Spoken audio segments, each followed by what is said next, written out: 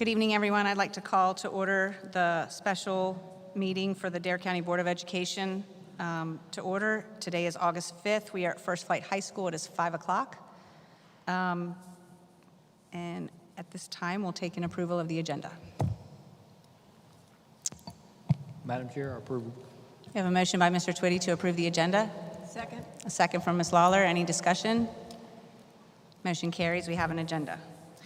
Next up is the presentation and discussion of local implements of the StrongSchools NC Public Health Toolkit for the 2021-2022 school year. Dr. Farley? Thank you, Madam Chair. I want to welcome everyone here to First Flight High School, those who are in attendance and also watching at home via live stream. A couple of items before we start. Attorney Richard Schwartz is on his way. He's coming from Raleigh, ran in a little bit of traffic, so he will be arriving a little bit late. Also, I want to take the opportunity, we have two new directors who are with us this evening. Holly King is the new Director of Technology. Welcome, Holly. And Dr. Shannon Castillo is the new Director of CTE and Administrative Services. Welcome, Shannon. So we've got a lot to cover tonight. Quick overview, as you know, we went through many ups and downs last year, particularly in instructional delivery and the different kinds of models. Started last year in remote instruction, attempted for 2.5 weeks to come back live with face-to-face delivery in October, 1st of November, and then we shifted into remote to the 1st of March. Fortunately, we finished out the school year, what we felt relatively strong, with students who are in face-to-face delivery 4 days a week from March to June. And if you recall, we had Fridays off because of the instructional model that we put in place, where we're asking teachers to take on multiple responsibilities in synchronous, asynchronous, and face-to-face instruction. So, as we've moved through the summer, particularly in the last couple of weeks, there have been a lot of changes, certainly in the impacts of the Delta variant and local data, and then on a state level, the guidance that has come from the state in the last 15 months via the StrongSchools NC Public Health Toolkit has significantly changed, and primarily the primary change has been that there are no mandates for schools in the protocols that we've been following for the last 15 months, outside of a CDC order where students have to wear masks on school buses, and we'll get to that a little bit later. And there have been recommendations from the CDC that have changed in the last 14 days. If you recall, there was an initial push for all K-8 students, and came from the state as well, for all K-8 students to wear face coverings to start the school year, with 9-12 under that model being optional unless students were vaccinated. And then since then, guidance has come down from CDC and the state that recommends K-12 face coverings for all students. So we've got a long agenda. We have a lot of information to cover. I think it is very important that all details are provided as the board considers the different options that are before the board tonight. And then once we get through, certainly a lot of discussion, Q&A as we move. Once we get through the presentations, then we will turn over the board for consideration of voting on 7 or 8 different areas. So I want to welcome Dr. Sheila Davies to come up. Sheila is going to do a presentation.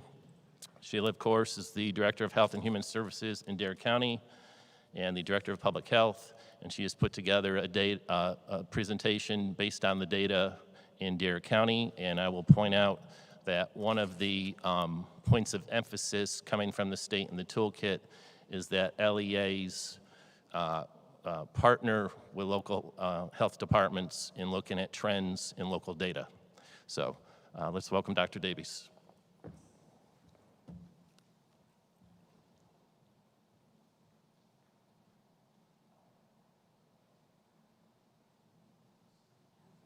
know, we need to turn some lights out.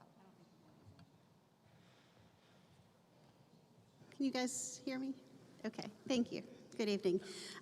Thanks for the opportunity and invitation to come just give you an overview of the current situation with COVID-19 in Dare County. Yeah. So what I will cover is the Dare County current data.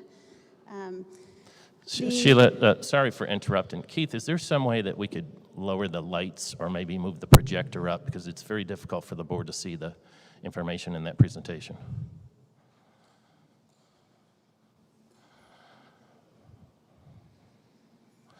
Apologies, we should have had this configured before we started.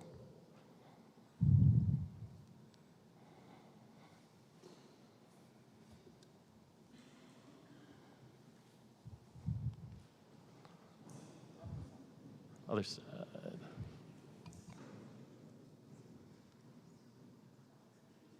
Is that Much good? better, Aaron, thank you. Okay. Okay. So we'll cover the data. We'll look at the health department case response.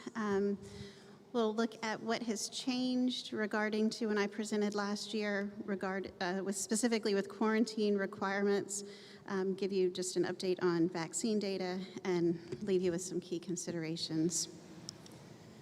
So this was our data dashboard. It's what's currently up there. It's our data through August the 1st. Since this data was published, we've unfortunately just continued to see new cases of COVID-19 increase. We now are reporting on a weekly basis a written update that we issue every Tuesday from our department, which provides an overview of the week's cases and different trends and analysis that we see. For the previous week, so this was last week that ended August 1st, there were 165 new positive COVID-19 cases in Dare County.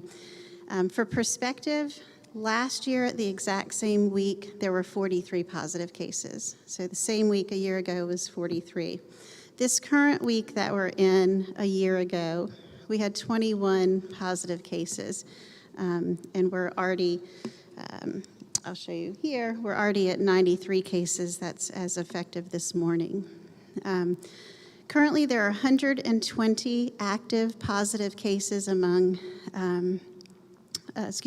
active positive case. And what that means, an active case is someone who is still symptomatic or they're under their 10-day isolation. So if you're a positive case, if you test positive for COVID-19, you are to isolate for 10 days. That guidance has not changed, and that's what determines an active case. Of those active cases, there are 5 individuals who are hospitalized, 3 are residents, and 2 are non-residents. And we have 29 of the 120, 29 children between the ages of 4 and 17. These are all resident children. And I just point this out because what we are seeing with the Delta variant is it's just significantly more contagious. Previous variants, one case of COVID, you would see spread to maybe, 2 to 2.5 people. That's just, statistically. What we're seeing with the Delta variant is for every one case, it's spreading to 6 people. And so it's just a significantly more contagious variant. And that's what happens with variants of viruses. Of the 29 residents between the ages of 4 and 17, these are currently active cases.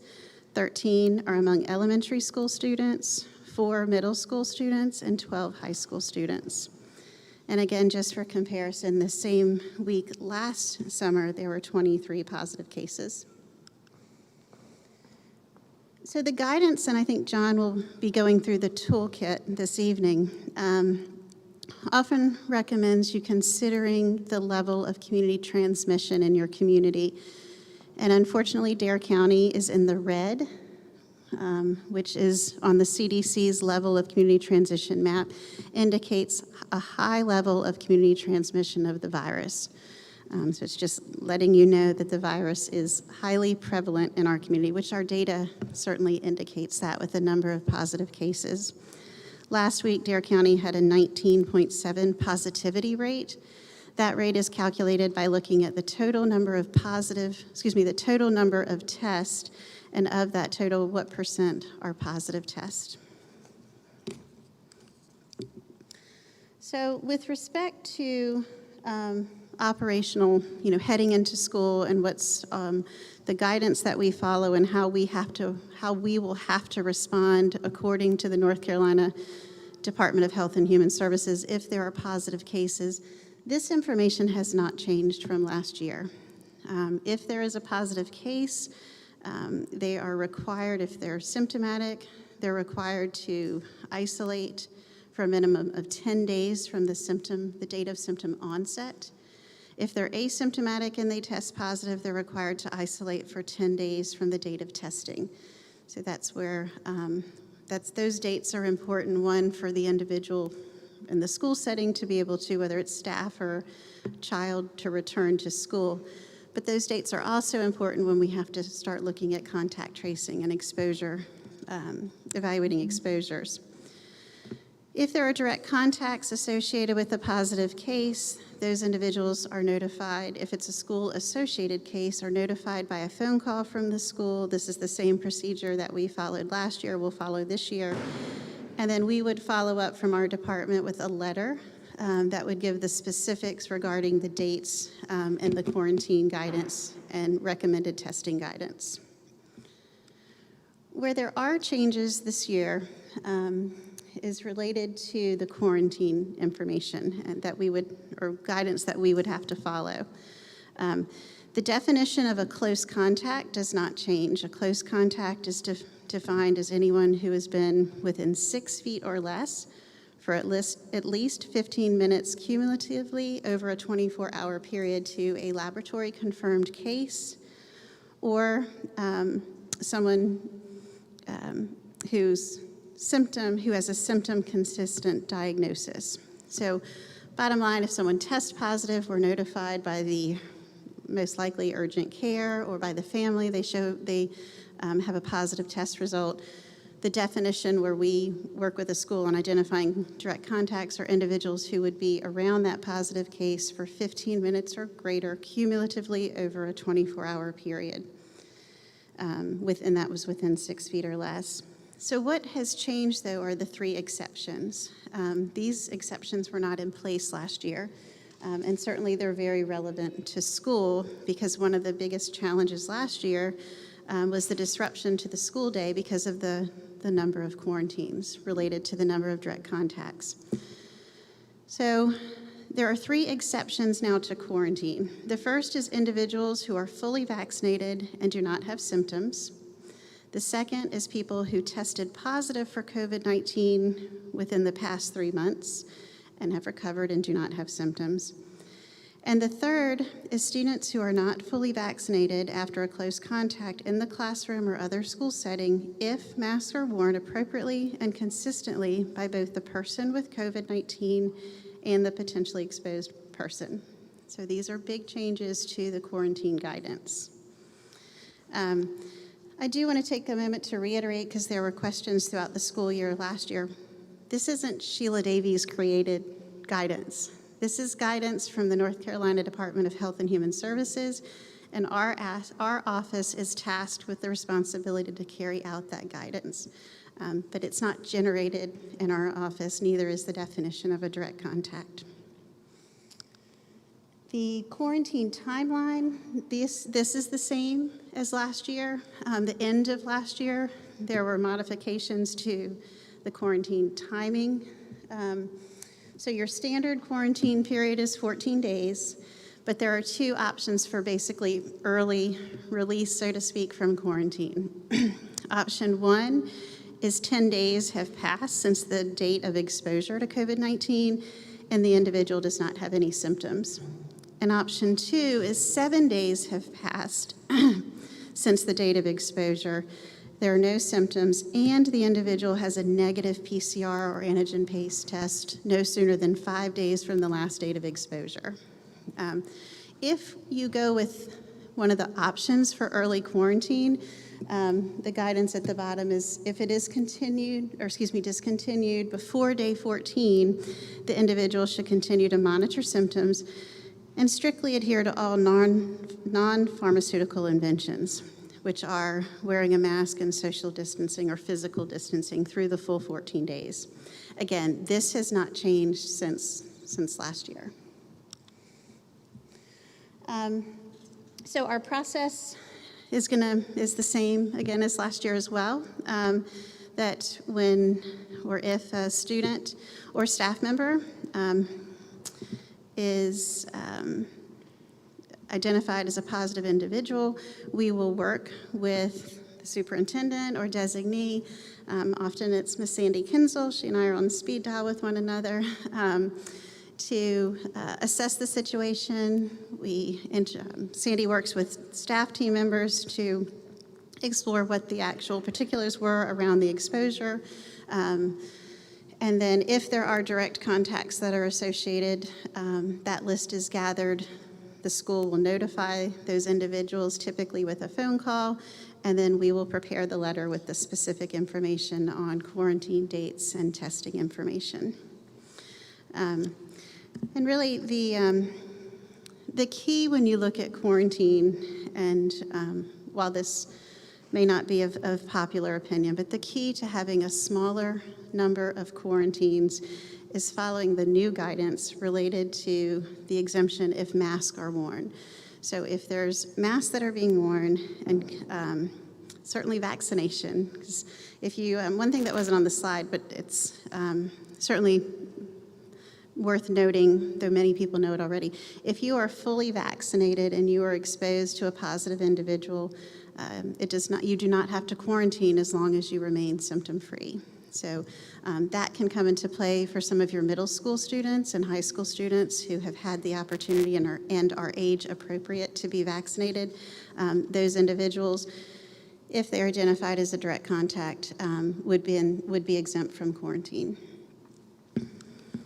Speaking of the COVID-19 vaccine, just a reminder, of course, you all know, but anyone age 12 and over is eligible under an emergency use authorization for the Pfizer vaccine. Vaccines are readily available in our community, not only at the health department, but the area pharmacies. There are 652, this was as of August 1st, individuals ages 12 to 19 with a Dare County address who have been fully vaccinated. And there are 59 additional individuals in that age range who have received their first dose, but they're not yet due for their second dose. So that is my presentation this evening of just the data and the current picture of where we are with COVID in Dare County at this time. I'm certainly available if you have any questions. I have some questions. Sure. The numbers that you gave in terms of the total number of cases of COVID in Dare County, just slightly less than 1/2 are non-residents, is that correct?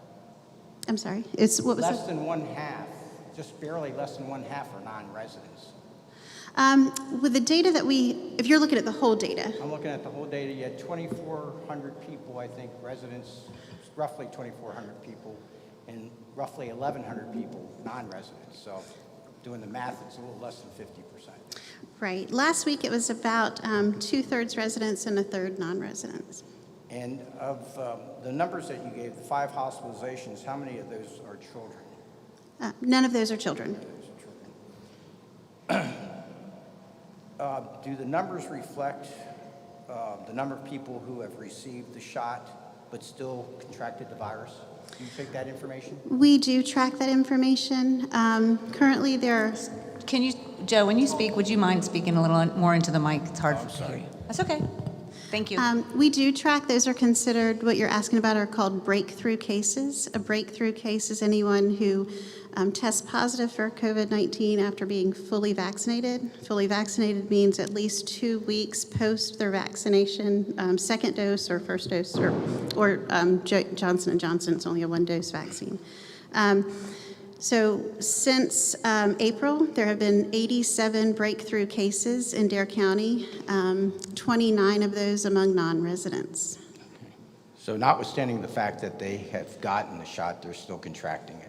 They are. Unfortunately, what we are seeing with those who are vaccinated and still test positive is they are experiencing much milder symptoms and the recovery rate is much quicker. Are the tests being done today the molecular PCRs or the antigen ones testing? The ones that we're reporting positive cases are PCR. Some folks are having a rapid antigen test and it's followed up by a PCR test.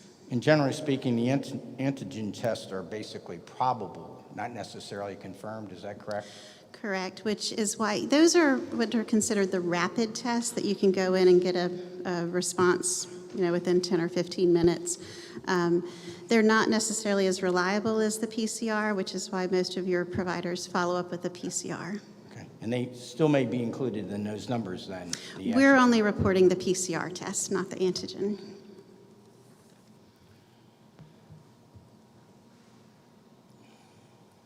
I don't have any questions right now.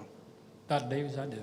I couldn't see in with the color very well.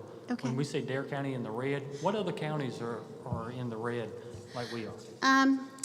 Unfortunately now most, let me put my map back up, or maybe, let me see if I can go back. I think I can quickly go back for you.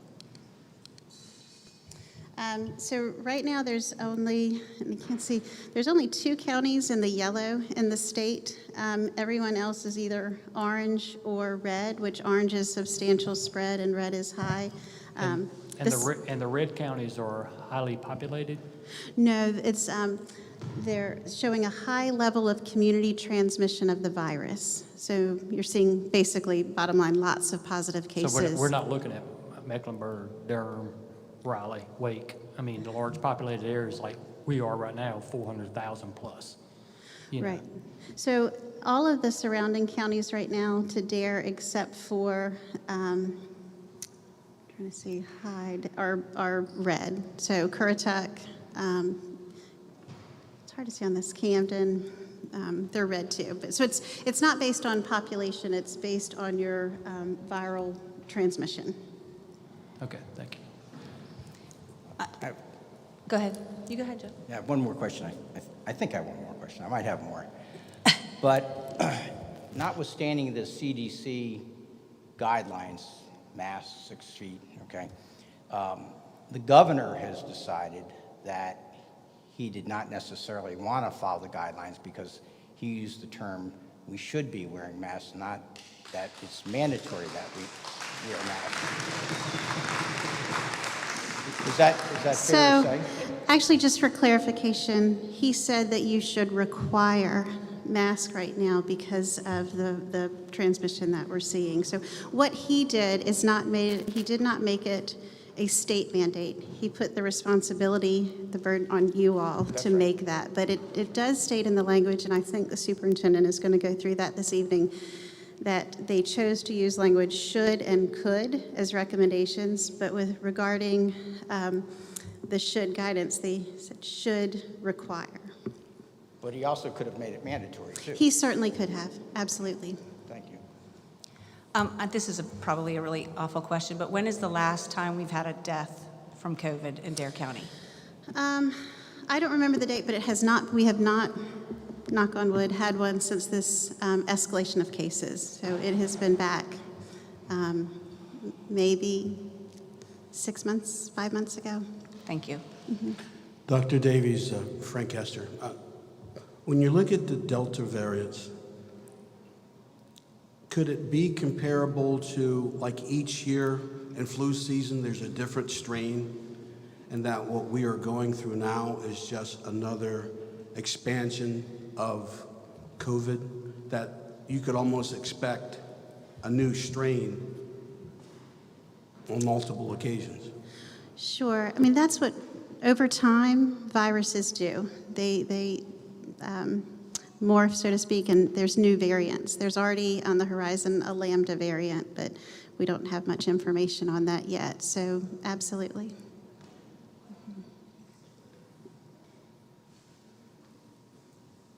Dr. Davies, I have a question. We've gotten a lot of emails from parents, and could you clear up, can children carry the variant? They can. We are seeing with the Delta variant, and even with previous, the initial SARS-CoV-2 infection and the Alpha variant, children can be both symptomatic and asymptomatic carriers. The data on the Delta variant, because it's a new variant, is so new, so there is not specific data on children being carriers. However, the case and the infection rate and the cases they are seeing it is known that children can spread it. We're seeing that amongst the 29 current resident cases in Dare County. A number of those are linked to one another. But we don't have, it's so new, you don't have specific percentages on that. Thank you. Dr. Davies, another question. Why is there not a lot of communication around the people that have COVID and recovered, and they still show antibodies within their system? And there is data that says that the natural antibodies that the body has created is just as good, if not better, than some of the stuff that's being part of the immunization. You guys, I know this is a really emotional topic, and I know this is really, but we have to get through a lot of information, and I know you guys want to have your voices heard. I get it, but we have to keep it quiet so we can get through this, please. So the information that's out there now related to if an individual has COVID and the antibodies they produce is that those offer protection for 90 days, and they offer protection for the infection specific to what you were infected with. So for example, it may not, and we don't know, honestly. I mean, that's the problem with novel viruses. We don't know if that's going to offer the same protection for new variants or even for the Delta variant if you were positive 6 months ago, because the Delta variant wasn't prevalent here 6 months ago. So that's why the recommendation is for vaccination, even if you have had COVID before, because of the unknowns of will it protect you greater than 90 days and will it protect you from variants. I appreciate that. And listening to what you just said, I immediately thought of the people that have got the vaccination and they're still catching it. So there seems not to be a match there. I hear that, I understand that, and I'm just trying to gather data and understand, because there's a lot of people that are in that category that have been infected and recovered. And as you know, where we live, we're surrounded by people that are coming from all over the country and all over the world. And it's a great test model for what is working and what's not working. Sure. Well, the good news to show that the vaccine is working is that a much lower percent of people that are testing positive, let me rephrase it. The percent of people testing positive is much higher among the unvaccinated. The other thing that we're seeing is a quicker recovery for those breakthrough cases that are occurring. They're less symptomatic and they're recovering quicker. And sadly, we are seeing reinfections. We've got several infections over the past couple of weeks of people who this is their second time now getting COVID. So, Were those people vaccinated? They were not. So that's where I was going, Dr. Davies. So y'all are tracking those who were vaccinated that have gotten the virus, even though they got vaccinated. So Yes. So and what kind of numbers are we looking at, those in Dare County that got vaccinated and still got the virus? So there's been 87 breakthrough cases. 29 of those are non-residents, though.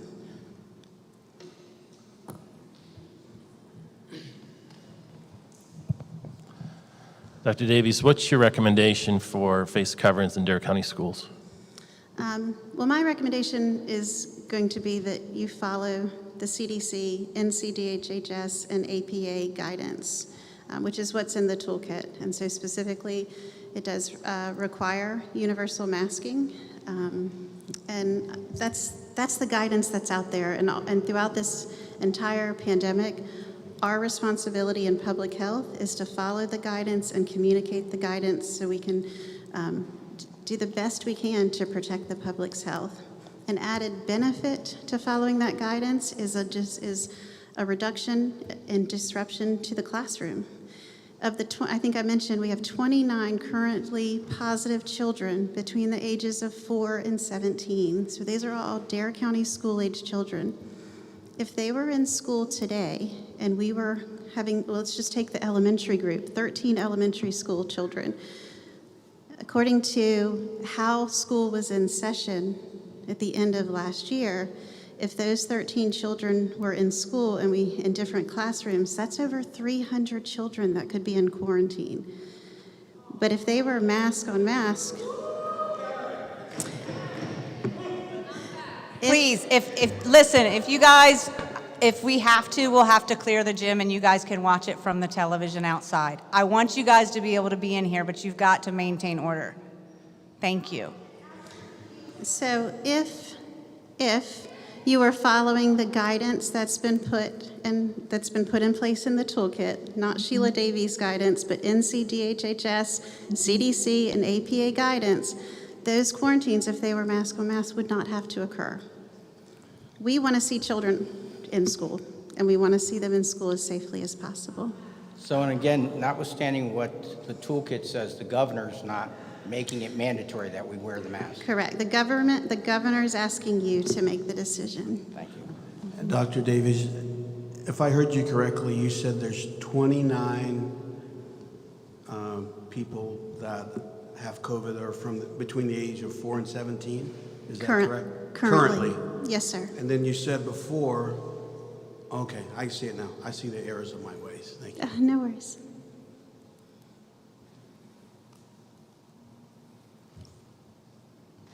Joe, did you have another question? Your mic's still on. Okay, thank you. Anybody have any other further discussion? Dr. Barley? Thank you, Dr. Davies. Thank you.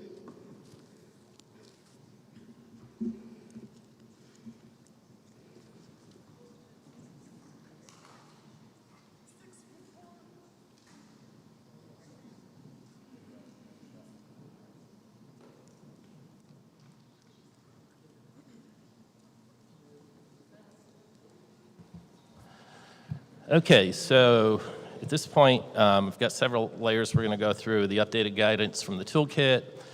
Not going to be redundant, but touch on the new guidance from the CDC and the APA. Summary of the major toolkit updates. The prevention strategies for consideration, discussion, and then the operational procedures for consideration for the board to adopt. So,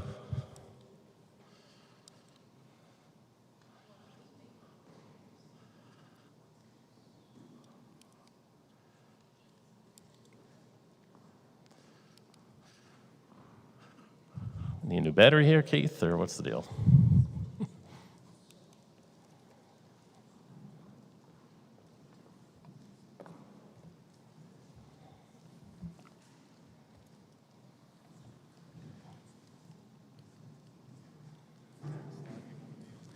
Now, if you can go back to,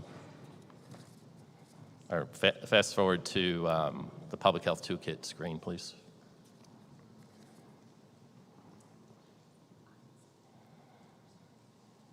One back.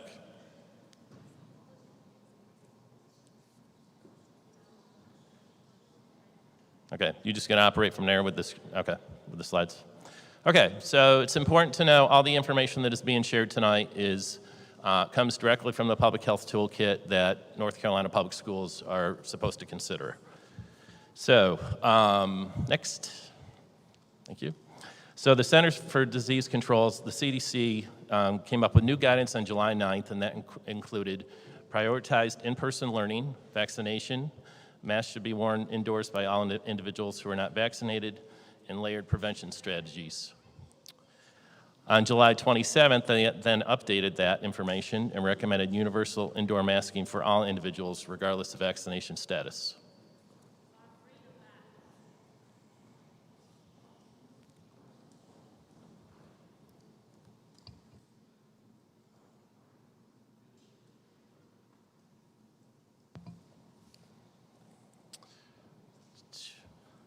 So on July 19th, kind of paired with the same timing as the CDC, the American Academy of Pediatrics, they updated their guidance also for public schools in the United States, and recommendations included vaccination for all eligible, providing adequate and timely COVID-19 vaccination resources for the community, and universal masking. The state then updated the toolkits based upon the new guidance. So each section of the toolkit is in priority order of lowering the risk of exposure to COVID. As Dr. Davies indicated, there are now 2 categories that are broken down, should and could, versus the previous required and recommendations. There is additional information regarding vaccination. It does promote in-person learning. Additional guidance on testing strategies has been provided. It added modified quarantine guidance that Dr. Davies touched on. It removed references. Last year, we dealt with plans A, B, and C. Throughout the entire year, if you recall, there were different models. And it eliminates the remote learning requirement. So that was the mandate last year. So a summary of updates. The following actions were removed as they are not supported by current evidence or are no longer needed due to the lower rates of community transmission and increased rates of vaccination. And that list includes limiting, have been removed. Limiting non-essential visitors, discontinuing activities that bring large groups together, such as in an auditorium or assembly, keeping students in small cohorts, directing the flow of traffic, requiring the use of outdoor face coverings, conducting daily symptom screening, which we did throughout last year, and enforcing social distancing on transportation. So the toolkit stresses operational flexibility and planning for scenarios and promotes layered prevention strategies. It recommends, as we've done this evening, that local school leaders consult with the local public health department and encourages school leaders to maintain plans for different potential scenarios, which we did last year often.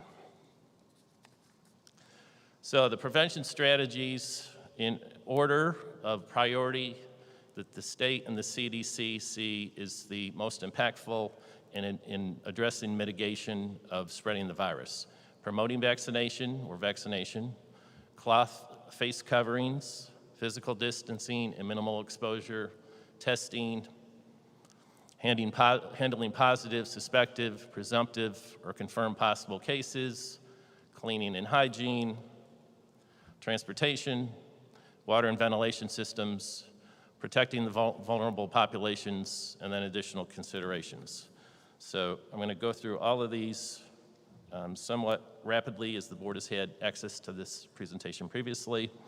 So promoting vaccination. Currently, the leading public health prevention strategy, people 12 years and older are now eligible. And this is from the recommendations. School administrators should encourage staff and families to be immunized. All schools should require teachers and staff to report vaccination status. All schools should require teachers and staff who are unvaccinated or do not disclose vaccination status to participate in screening and testing programs. Dare County Schools has not promoted vaccination to this point. We've just made available the 4 or 5 clinics that have gone on in school buildings to date. So we've not been promoting, we've just made that information available. Dare County Schools has not required teachers and staff to report their vaccination status, nor have we required teachers or staff members who are not unvaccinated to do so.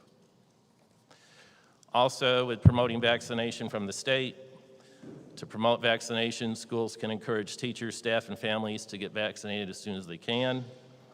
Consider partnering with the local health department to serve as vaccination sites before, during, and after the school day. We have actually not done this on the school day. It's been on days where we were not in session, when they've come in and used our Dare County school buildings. Find ways to adapt key messages to fit the needs of the community. Host information sessions. We have not done that. The health department has. Other flexible sick leave options for staff to get vaccinated. We do have some flexibility for staff need. To date, it has not been around vaccination.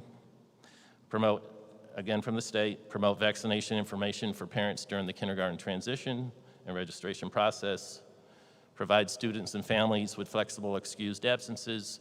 So an example, if the board decided that this procedure was going to be adopted and a student was going to attend a vaccination clinic at 8 o'clock in the morning on a Monday, they could technically get an excused absence if that was the protocol we put in place. Use protocols and practices if requesting voluntary vaccination information. Next, also again in priority order, so vaccination first, cloth face covering second. is the highest priority mitigation strategy. All schools should require all children and staff in K-12 schools to wear face coverings consistently indoors, regardless of vaccination status. All schools should maintain a minimum of 3-foot social distancing during meal times, which of course we did last year. Per CDC order, all bus passengers must wear a cloth face covering. So the only mandate that is not a local decision in all of the different protocols the board is considering this evening is there is a CDC order in the United States for all public transportation for individuals to wear masks, and that includes school buses. So all students, regardless of the direction of the board with face coverings in facilities, have to wear face coverings on buses. If a school does not require all individuals to wear a mask, they should ensure a layered mitigation strategy and a combination of several of these other prioritized strategies. Next, as we do often, we decided that we were going to survey parents and staff members to get their input on face coverings in Dare County schools as we open school in 18 days. When we first sent this survey out, we were not aware that the state was going to adopt the recommendation for all schools in K-8 to have face masks on, 9-12 vaccinated, and then of course that advanced a week later with a K-12 recommendation. So originally when we sent this out, changes occurred afterwards. So a summary from parent responses, and I did send this out to our parents last week. So we had 1,569 responses. 63% of the parents who were surveyed, parents and guardians, were in favor of parental choice and face coverings, 63%. We're going to have to clear the gym. I've asked you guys 3 times. I've asked you 3 times. I've asked you 3 times that we have a lot of information to get through. And you guys are continuing to clap. I've asked you 3 times.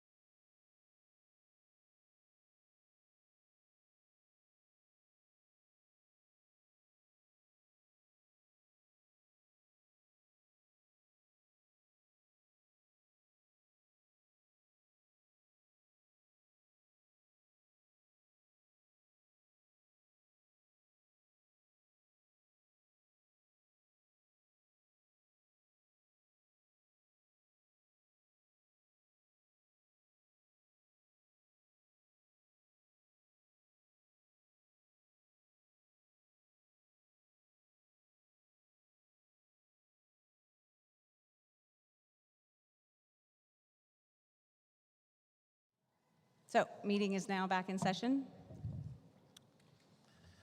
Dr. Farley? 18.9% of parents who were surveyed, in their response to the question of face coverings, favored that all children should wear face coverings.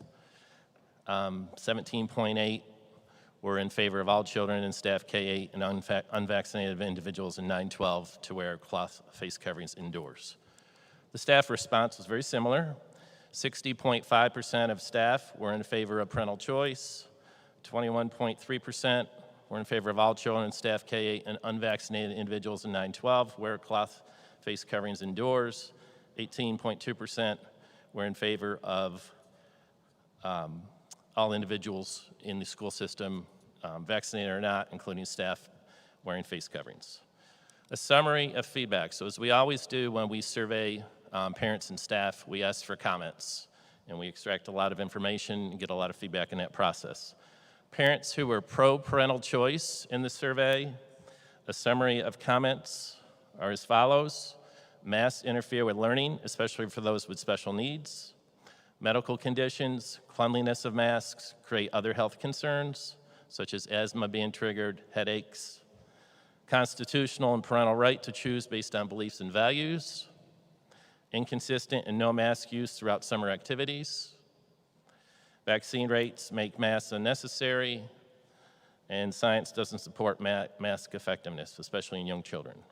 Parent feedback who are pro-parental choice. Parents who were pro-masks, feedback summary, the Delta variant is becoming more prevalent. Increases in, quote, breakthrough cases of vaccinated individuals. Requiring all to wear ensures enforcement without prejudice, ensures the safety of all. Science shows masks are effective in reducing transmission, especially for vulnerable populations. And at a minimum, unvaccinated individuals should be required to wear masks. Summary of additional feedback. Staff who were pro-parental choice. Staff who were pro-parental choice. Teaching and learning effectiveness and difficulties with mask wearing. Loss of social emotional connections with student and staff because they're wearing masks. Masks are not effective, not properly worn consistently throughout the day. Masks are not required elsewhere. Insistent on no use throughout the summer activities and other establishments. Why schools? And personal responsibility for health and consequences. A summary of additional staff feedback, who were pro-masks. Concerns with the Delta variant, protecting everyone, reduces quarantines, consistency in enforcement, experts recommend it, and at a minimum, unvaccinated individuals should wear masks. And then a summary, lastly, of general concerns. Providing a virtual option if the decision doesn't align with family beliefs and values. Segregation, discrimination themes, or bullying if mask wearing is optional. HIPAA violations with optional mask wearing. Potential lawsuits with optional or mandatory mask wearing. And quarantine protocols with optional or mandatory mask wearing. So, moving back to the third stanza in the toolkit, in the prioritized layered mitigation strategies, physical distancing and minimizing exposure. From the state, all schools should maintain a minimum of 3 feet of distance between K-12 students who are not fully vaccinated. All schools should maintain a minimum of 6 feet of distance between all adults and students and all adults to adult.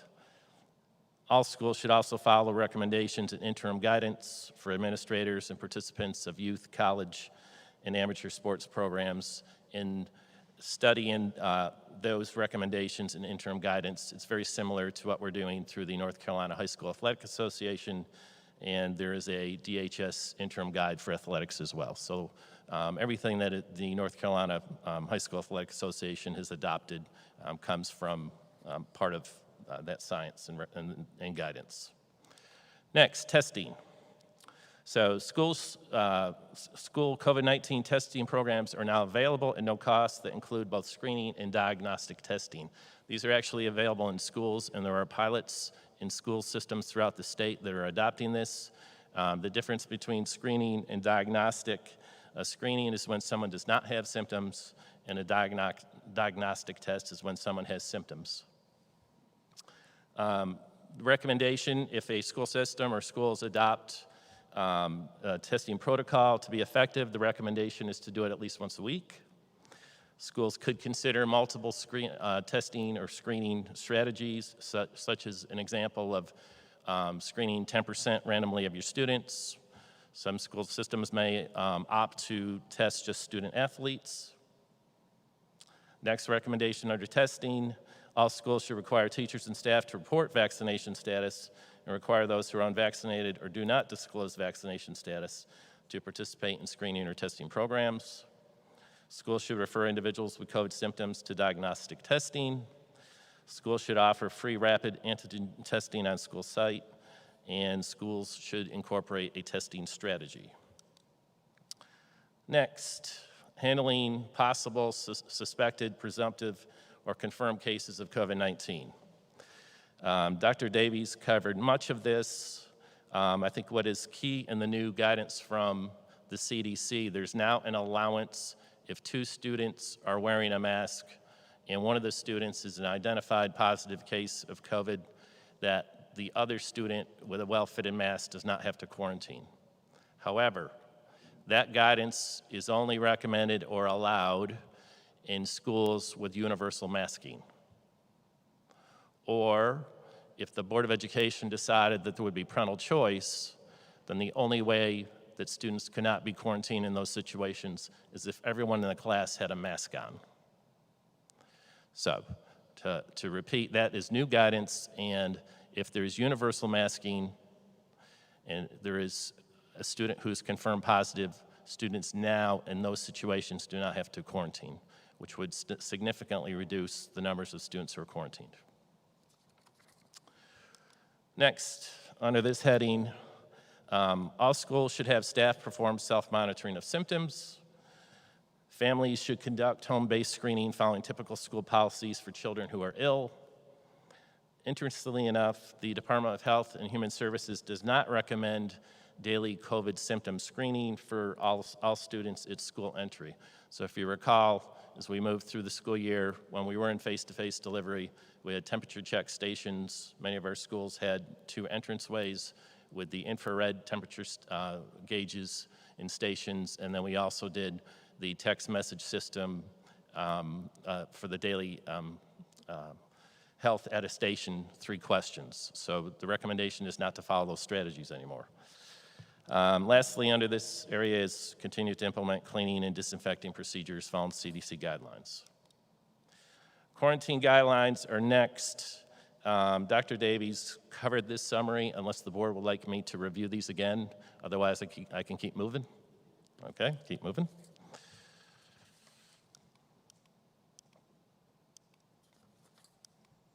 Okay.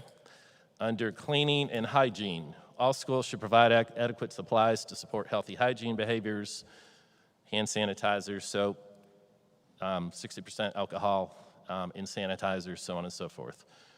Teach and emphasize, as we've done repeatedly, reinforcing hand washing with soap and water for at least 20 seconds, so on and so forth, and then cleaning surfaces once a day, prioritizing high-touch surfaces, which our custodians did an excellent job in last year. Transportation. So again, all schools must follow the CDC order, where all students are required to wear a face mask on a school bus. All schools should keep windows open while the vehicle is in motion to help reduce the spread of the virus by increasing air circulation when possible, depending upon weather.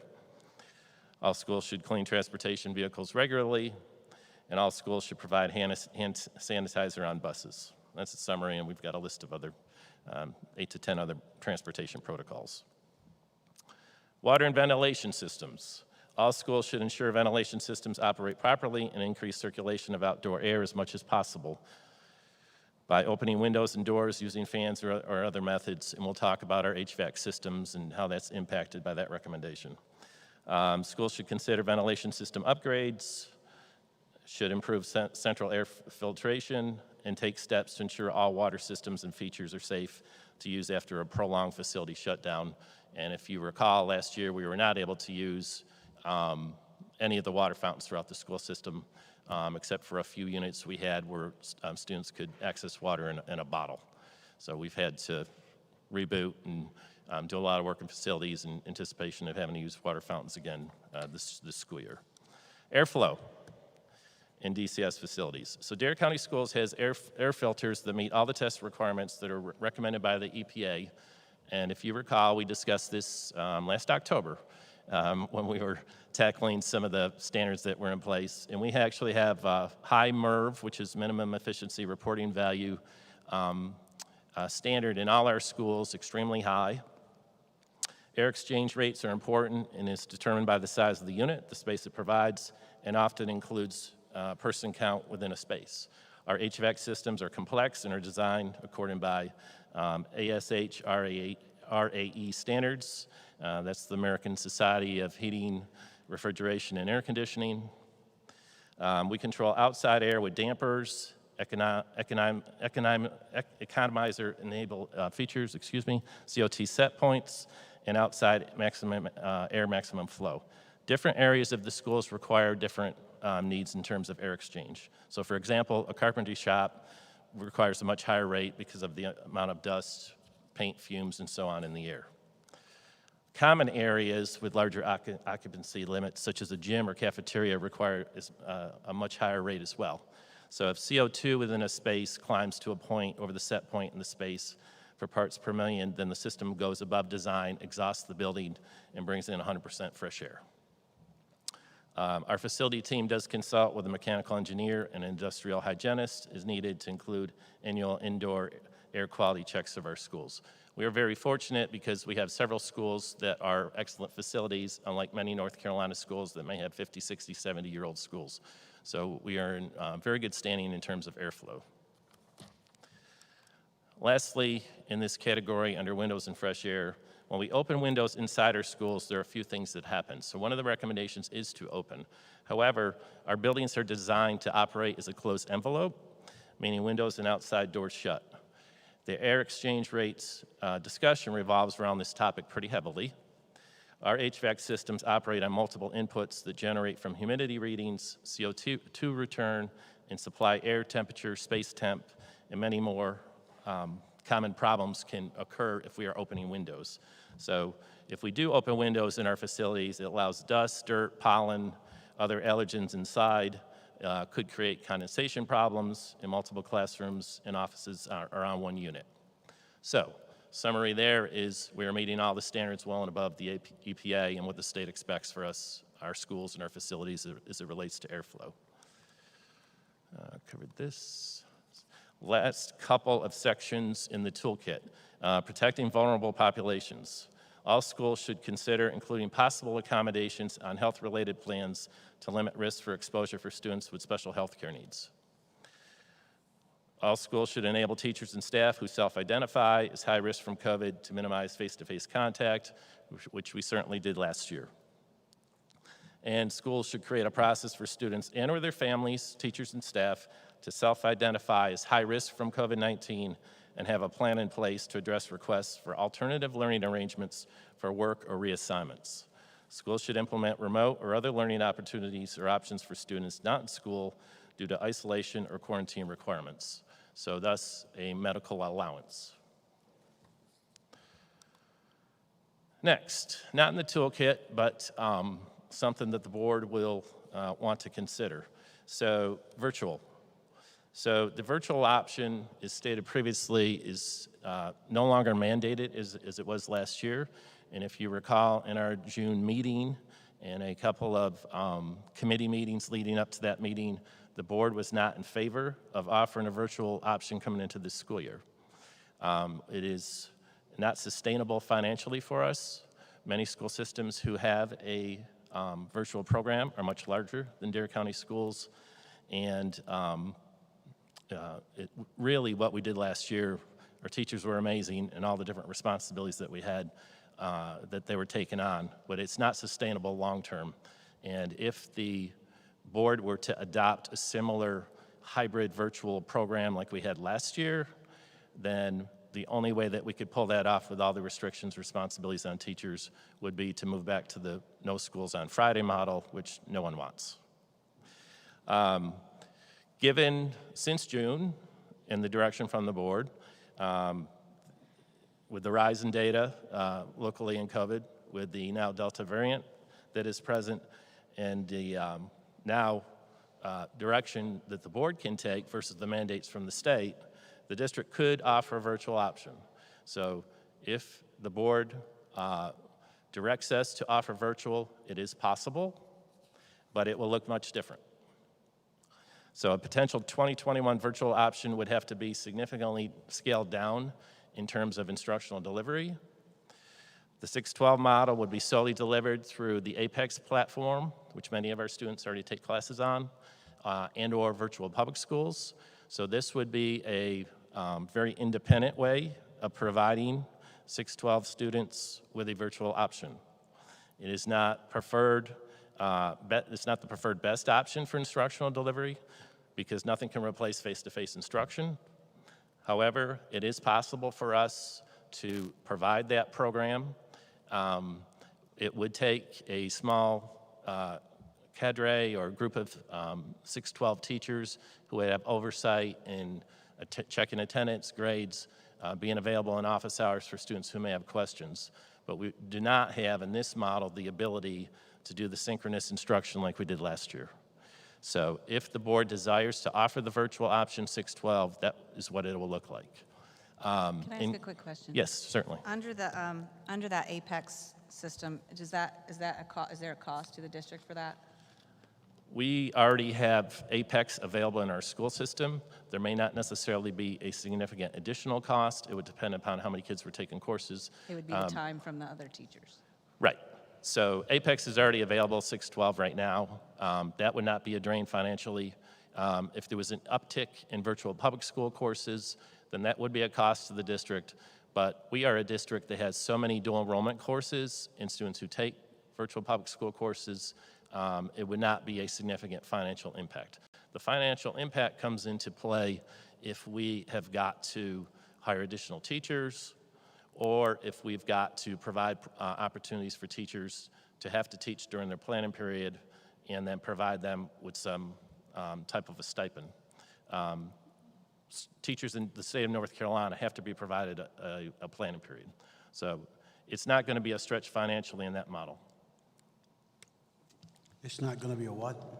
It will not be a stretch for us financially in a 612 virtual model based upon what I just described. We would be asking a group of 612 teachers to do some oversight, but we would not necessarily we would have to add additional personnel. The downside of this model is, not every student is equipped to have the discipline to follow a straight online platform, whether it's Apex or virtual public schools. The upside to virtual public schools versus Apex is that there is actually a North Carolina assigned virtual public school teacher who facilitates the course. So there's more depth in content delivery there. Apex is strictly autonomous and independent. So basically, Dr. Farley, we don't know what type of hours that teacher may be putting in with that student or several students for virtual. It could be maybe 30 minutes on a Thursday or an hour on a Friday, or there's not a set schedule. Right. So they would have a set schedule. The upside to the model is it's an option. And we also can have a broad array of courses that we can still provide students. Because between virtual public schools and Apex, we reach almost every single course that we've had, that we do offer. The virtual public school class looks different in that so the state of North Carolina has this program, and they have teachers who work solely in the virtual public school, and they serve all 115 districts or 116 districts, or the districts that want to offer this. And so those teachers solely work for kids, kind of like last year's model when we were virtual. So you may have a teacher who's in Winston-Salem who's serving kids in Cumberland and Charlotte Meck and Dare and so on and so forth. They get facilitation in the process. The Apex program, we are not facilitating. So again, this is not best practice by any stretch, and it will not look the same as it did last year, but it is an option. K-5 would look much different also. However, we don't have an ability, nor would it be best practice, to solely put kids on a platform in K-5. K-5 becomes more of a stretch for us because we would have to assign, again, dependent upon need in registration, current teachers would have to, maybe one per grade level, would have to serve those kids in some synchronous instruction, but not in the depth of, we had some teachers who were doing 3 to 4 live meets last year. We had teachers who were teaching specials who were doing live meets. This would be scaled back. They would facilitate coursework, but we could not guarantee the depth of the synchronous instruction that we had last year. We would still use the platforms we did previously, which were Seesaw, Google Classroom. I'm sure that we would have staff that would be interested in volunteering to do that. What gets tricky is the number of students who register for that program and where they are coming from.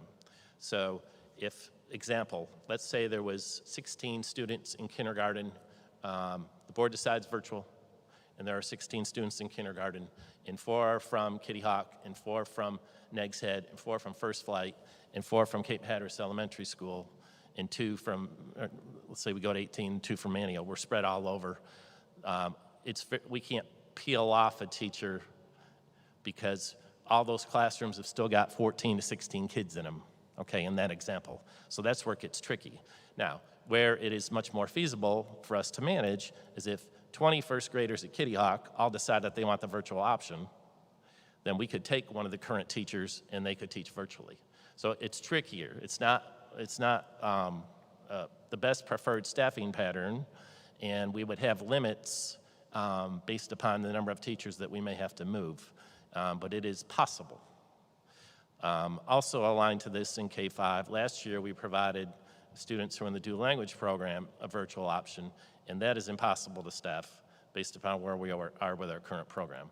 So if we did run a K-5 virtual, it would not include dual language immersion. We do not have the manpower to do it. So that is, that's an option. The other option that the board could decide, touching on this a little bit earlier, is the board could decide that we would just offer virtual to students who had a medical allowance or exception, and then the only way that they could qualify for virtual would be through getting written documentation from a doctor and describing need. So that could be another option to consider. So the board could consider a virtual school. The board could also consider virtual option just with medical exceptions or allowance. With the virtual option, is it once you're in for the whole duration, or? Right, good question. So that's where I was heading next. We recommend that we would term it as the first semester with the board to revisit, say in our December meeting. We also would recommend, because we don't have the staffing flexibility, that students don't move in and out. So we constantly were maneuvering last year with students going both ways, from face-to-face to remote. We're talking about a very downscaled way to staff. And so we couldn't start out with, say, 200 kids in a virtual school, and we're pulling teachers, and we've created a staffing pattern to serve those kids, and then it becomes 350 6 weeks later in October. So we would recommend a term of a semester and the commitment to stay in the program and keep kids in that program, no going back and forth. It would be impossible for us to staff with students moving back and forth.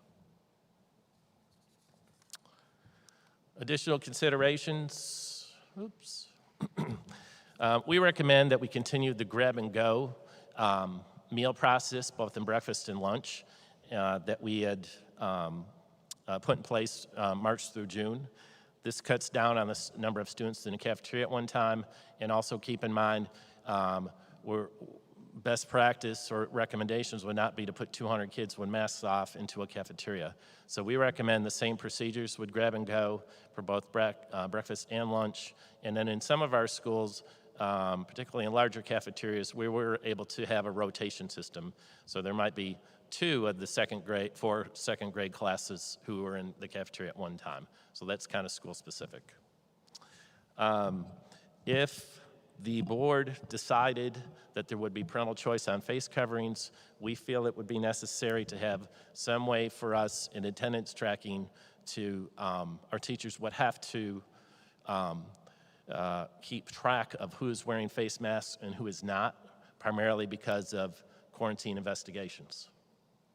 So if there is a parental choice on face coverings, when a teacher is taking attendance, when the kids come in the classroom, then our teachers, in marking present or not, would also we'd have some indicator that we would have to provide so that we can keep track of who is wearing face masks.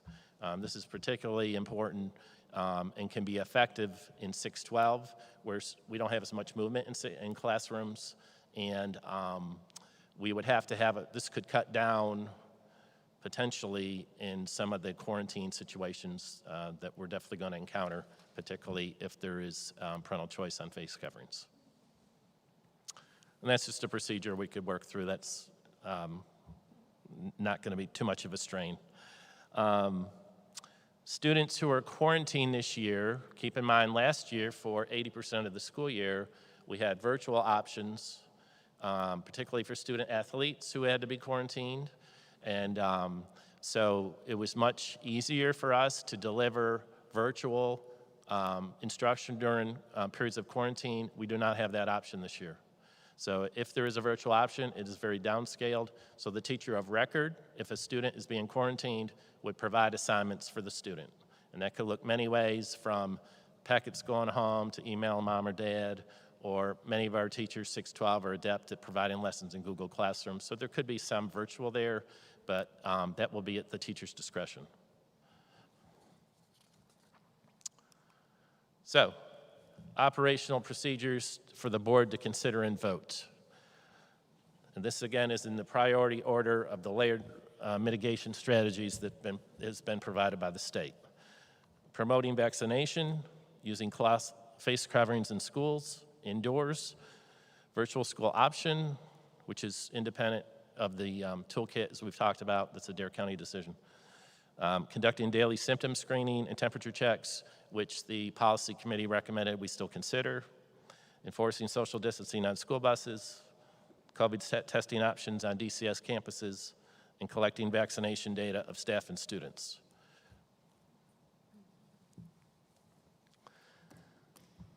So if we start with promoting vaccination in school, and as you recall, as we went through the recommendations, this would include sending literature home about the vaccines.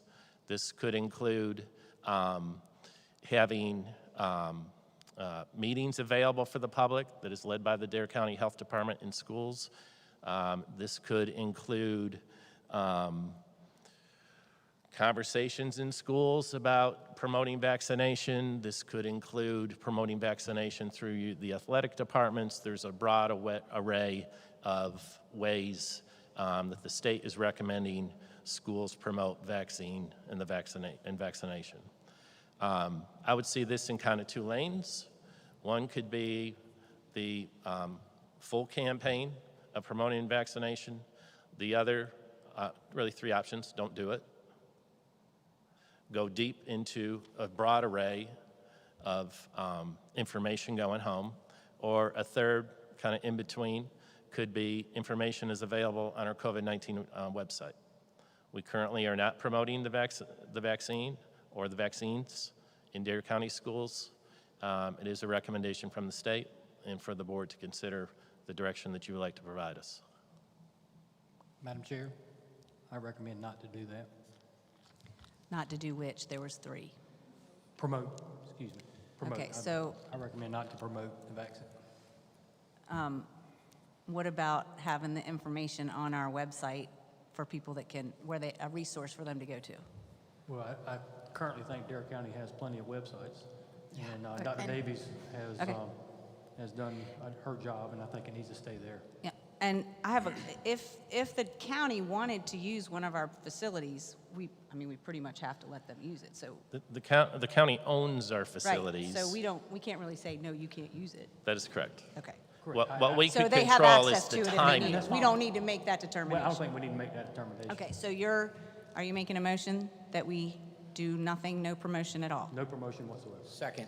Second, motion by Mr. Twitty, a second by Mr. Tauber. Any further discussion? All in favor? Well, Aye. I Aye. have some discussion. Oh, sorry, Frank? So there'd be nothing listed at all on Dare County's website? Would there be anything that would direct them that if they wanted information, to send them to Dare County? So it doesn't look like we're avoiding the situation, but we're telling them where they can find the information if they're looking for it. Don't you think everybody kind of knows that? I try not to assume anything, but yes. So would there be anything, because we have a COVID page, I mean, correct? currently, right now, Yeah. I mean, we don't have anything on our website, and people are finding out the information, not only just by the public, but also by Dare County's website. So I just think that we need to not visit that. Don't put it on our website. Sure. So we have a lot of information on our COVID website. Most of it has been information that we have provided in these settings, such as presentations and links that are all internal. I think that our county is we have a very intelligent community that is well-versed and knows that where they can go to get resources, and certainly off the county website with the local health department, there's an array. If the board desired, we could put a link to that website on our COVID webpage. We have options. We also, honestly, another option for us internally is we have the Peach Jar electronic flyer option, but again, that gets into what is the priority or the direction of the board in promoting. Well, and if there's something that we need to get out to them in a hurry, we could use those, but we don't necessarily have to put it out there to start, right? So like if something came up, if something was like, all of a sudden there's something we need to get out about COVID too, we don't have to re-vote on that. We can, Promoting vaccinations. Oh, yeah, okay. No. Yeah, but I mean, I think when you go to Dare County's website, Dare County, if you look at it, it gives you all the opportunities. You can go to the town of Duck, the town of Nags Head, the town of Southern Shores, and Dare County schools. Right, So they have that opportunity to do so. Right. So those individuals that are looking for information, they need to go to Dare County, right, not Dare County schools. right. And I'll just say that promoting is a nebulous term. Mm-hmm. And I don't think we want to go past the point of promoting the vaccinations, or at least perceived to be promoting the vaccinations. Right. So we have a motion by Mr. Twitty to not promote vaccination at all. Madam Chair, Yes, if I might follow up on Mr. Tauber's point, he just made a very good one that I was going to try to bring to the board's attention.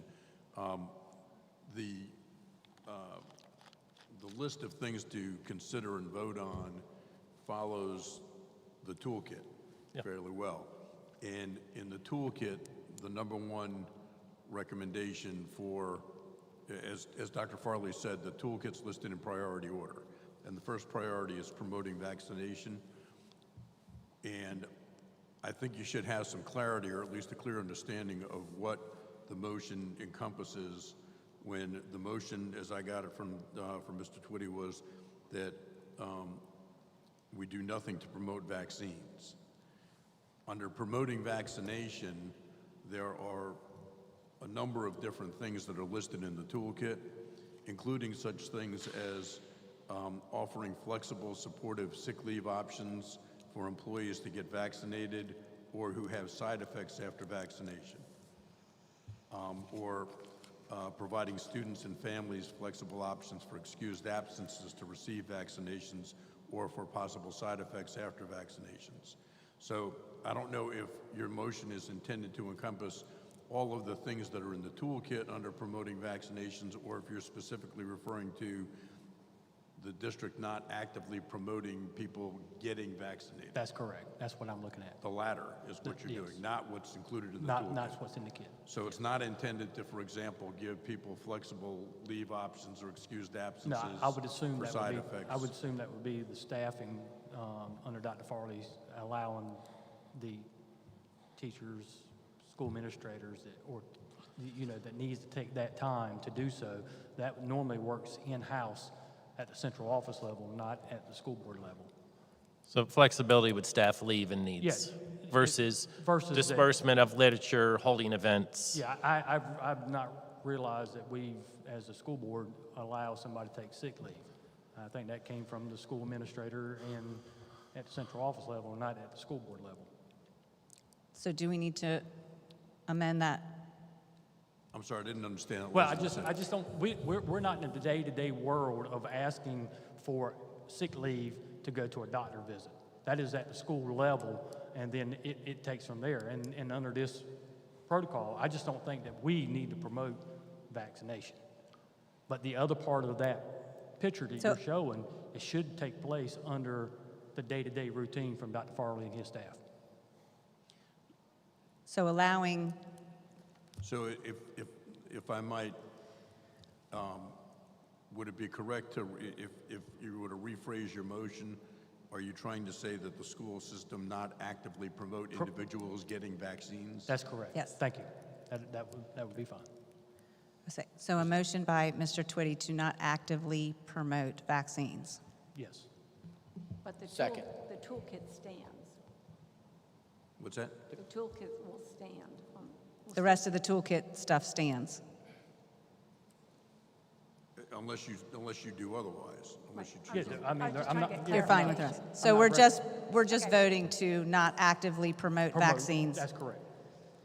And there's, so that's a motion by Mr. Twitty and a second by Mr. Tauber. Any further discussion? All in favor, please say aye. Aye. Any opposed? Motion carries. I do want to ask a question before we continue down this list, because are we going to start voting from here on down? Because I have a Yes. couple questions Go ahead. beforehand. One, could you explain what the movement looks like inside of a classroom if masks were mandated or not mandated? What affects the movement inside the classroom? Like when we were doing our tour, it was open a lot, and I want to make sure that people hear and understand how the world looks, because every time you make a decision, it affects something else. Right, so there's not one answer to that, okay? Every single classroom is different. Every teacher has different styles of instructional delivery. Subject matter often makes a difference. Certainly in your K-5 settings or pre-K-5 settings, you have more students who are moving freely in the classroom, more on top of each other. They come into greater contact with each other, typically in hallways, at recess, different settings throughout the instructional day. So what everyone needs to be highly aware of is if the board chooses parental choice on face coverings, the reality is we're going to have a lot more kids who are going to be quarantined. If the trends continue and we see, I mean, just logic, okay? We had several cases last year, both in the fall and in the spring, where students had face masks on, where students were still being quarantined. Kitty Hawk in particular had several different situations, Manny Elementary School, several sports teams. And if we are now going to open up choice, then there will be many students in classrooms without face coverings on, and if there is a confirmed positive in that classroom, and again, at the end of the day, the health director makes the determination of who is being, who's been determined as a close contact. But there should be, and will be, unfortunately, a significant rise in the number of students who are being quarantined. I mean, that's a fact. What it looks like in is not, we can't predict currently is how many kids still come to school with face masks on. One thing that we will not do is segregate kids in classrooms. This class has face coverings on, this class does not. We're not in the business of doing that, and we have to be very mindful of some of the keen points that were being made by the public and our staff members about bullying and segregating kids and so on. Typically in your 6-12 classes, you don't see as much movement and definitely don't in 9-12 classes. You know, we've tried to promote as a state in the last really 7 or 8 years, more hands-on learning experiences for kids, which means that they are collaborating on projects. A lesson learned from last year is we had to scale back on some of that with the low contact protocols we put in. So the answer is there is a variety of ways that school looks. And every teacher has their own style of how they present lessons. And then the other thing is, you know, when you're in a 90-minute block in a high school class, let's say a biology class, you may be in a lab for 45 minutes working with a group of students in a lab setting. And then the other 45 minutes, you may be in a classroom in straight rows and kids are spread out, and that's easier when you're trying to determine who came in contact with who. So some of the frustrations, both from some of our board members last year and the public and the number of kids who are quarantined, that's going to escalate. So unless there's universal masking.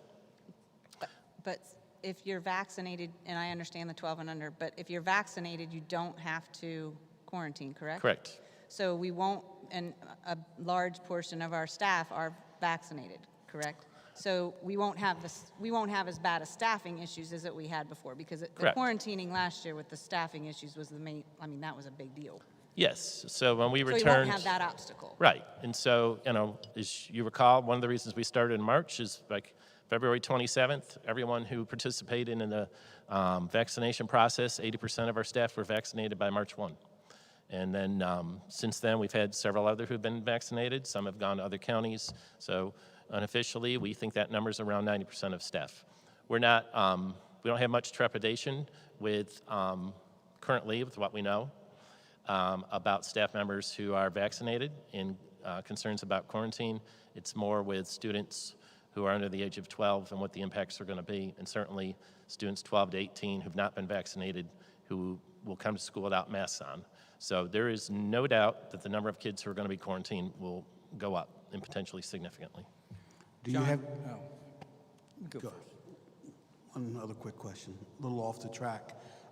Are there any concerns with substitute teachers? Are those numbers healthy? Sandy? Good evening. Yes, we have steadily been able to add additional substitutes to our rosters. I don't have the exact numbers, but we have been steadily approving 3 to 4 with each, well, at least once a week when I've been sending out the hiring approvals. So I think we'll be in good shape this year, provided they're willing to come in. John, regardless of whether the children wear a mask or don't wear a mask in the schools, we're supposed to be following the protocol. And that means separation from students and teachers and so on and so forth. And so regardless of, you mentioned teaching styles, the teachers have to understand that to keep the schools open, they have to follow the protocol. How are we going to ensure that they follow the protocol and make sure the students follow the protocol? Which protocol specifically, Joe? The distancing, social distancing. So it's hard to manage, particularly with 5 to 8 year olds. We have very highly competent staff members who do the best that they can in following the standards that we put in place. If we decided that we were going to go into extremely low contact protocols, such as not have recess, not put some kids in the cafeteria, not have specials, physical education, then you've got a better chance to manage the movement of kids, but that's not school, and our kids need socialization, and you know, God knows that social emotional wellness has been a concern for all of us in the stress that we've been under and the way that schools look different. So if we ask staff members to follow protocols, 98% of the time our staff are doing it. We have highly effective teachers and staff who do what we ask them to do and expect, but we're also dealing with human beings, and we're also dealing with children, and you know, not everyone is going to have their mask up covering their mouth and nose, and sometimes it slips off, and sometimes that's human nature and the ebb of flow. So what we can control is what we can control. You know, our job is to teach children not only their subject matter, but the intricacies of courtesy and how we work with our friends around us and all the different things that are part of how we educate kids. So what becomes more of a strain is when, in terms of managing, to the reference question, is when some kids or many kids will not have face coverings on and others will not, or will. And so this adds a whole nother dynamic if this is the direction of the board and the approaches that have to be taken in trying to determine quarantine and investigations. It's taxing, and it's not always 100% accurate. Right. I think that what we've tried to do is provide the information to the health department to the best of our ability. More of that's going to have to be done if there are kids who are not wearing face masks. And this all leads us to having to have an understanding that it's very likely we'll have a significant number of higher kids who are quarantined if we have parent option. I understand all the concerns that you have, but the bottom line, at least from my standpoint, is opening the schools and keeping the kids in school. And if it does mean following the protocol that's out there, then maybe we need to be a little bit more stricter in terms of movement of the children in the classrooms to make sure that we're not closing the schools down. Well, the one way to ensure the highest number of kids who are going to be in school this year would be universal masking. I'm sorry, say that again? The path to have the highest number of kids who would be in school is universal masking. Because if all the kids are wearing masks, very little are being quarantined. And that also is the path to the most productive, high-quality education we can provide, which is face-to-face. Now, correct me if I'm wrong. Even with the mask last year, we were quarantining a lot of people, and that was the reason for the shutdown. Yeah, but pardon? Right. So guidance has changed since then. So back in October, I mean, much of our issues were staff. I mean, the primary reason that we closed school last October was staffing, because we had 100 staff members within 3 weeks. That wasn't, I mean, we had students who are being quarantined, Right. There's no doubt. I mean, we had students all year. But that was staffing. Like I said, my point is to try to do whatever we can to keep the schools open. Sure. And if it means, stricter, protocol, not stricter protocol, but just following the protocol, then that's what we need to do. Sure. But, it's not an exact science. We've had this conversation many times, informally and formally. Short of having video in classrooms, when you are trying to determine who needs to be quarantined, then there is some guesswork involved, and then you try to make your best educated guess.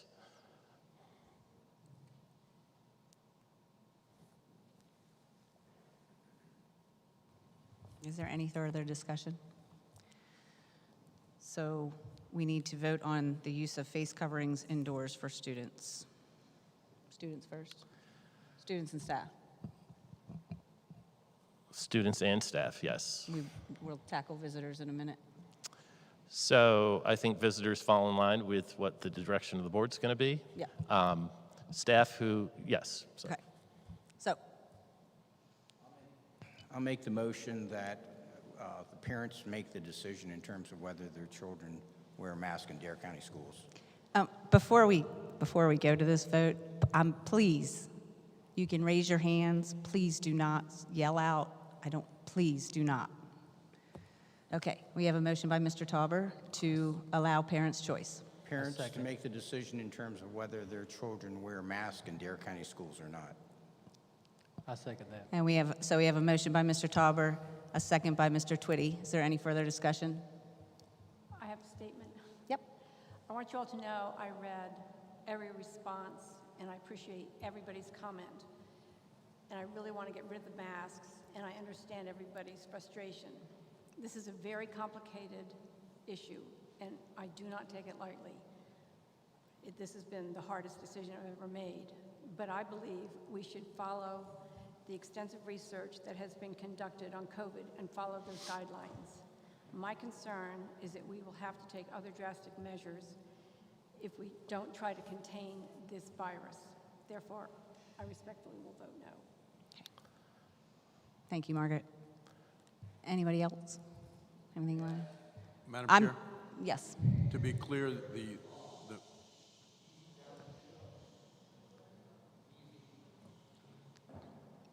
the motion is that parents make the decisions regarding students wearing masks in schools, which means you're still going to have to address staff and visitors. Amend, so In a do you want to subsequent- amend your, In a subsequent motion. In a subsequent motion. In a subsequent motion, okay? okay. So again, we have a motion on the floor by Mr. Tauber for parents' choice on wearing masks in Dare County schools. We have a second by Mr. Twitty. Any further discussion? Madam Chair, we also may want to add a start date. So we still have summer program that is going on Yes. through next week. So we would need direction, whether that was an immediate action or if it is effective August 23rd. And I will also add to what Ms. Lawler said, I believe, I will take the direction of the board and fulfill our responsibilities, whatever the direction may be, as I do on everything else, and work with the board and follow policy. I do believe that the way and the path that we could serve the highest number of students in the most effective way is K-12 masking. But again, we will implement whatever direction the board desires and do it as successfully as we can. I'd be willing to make the motion effective the 23rd of August. That's the first day of school. Yes. Yes,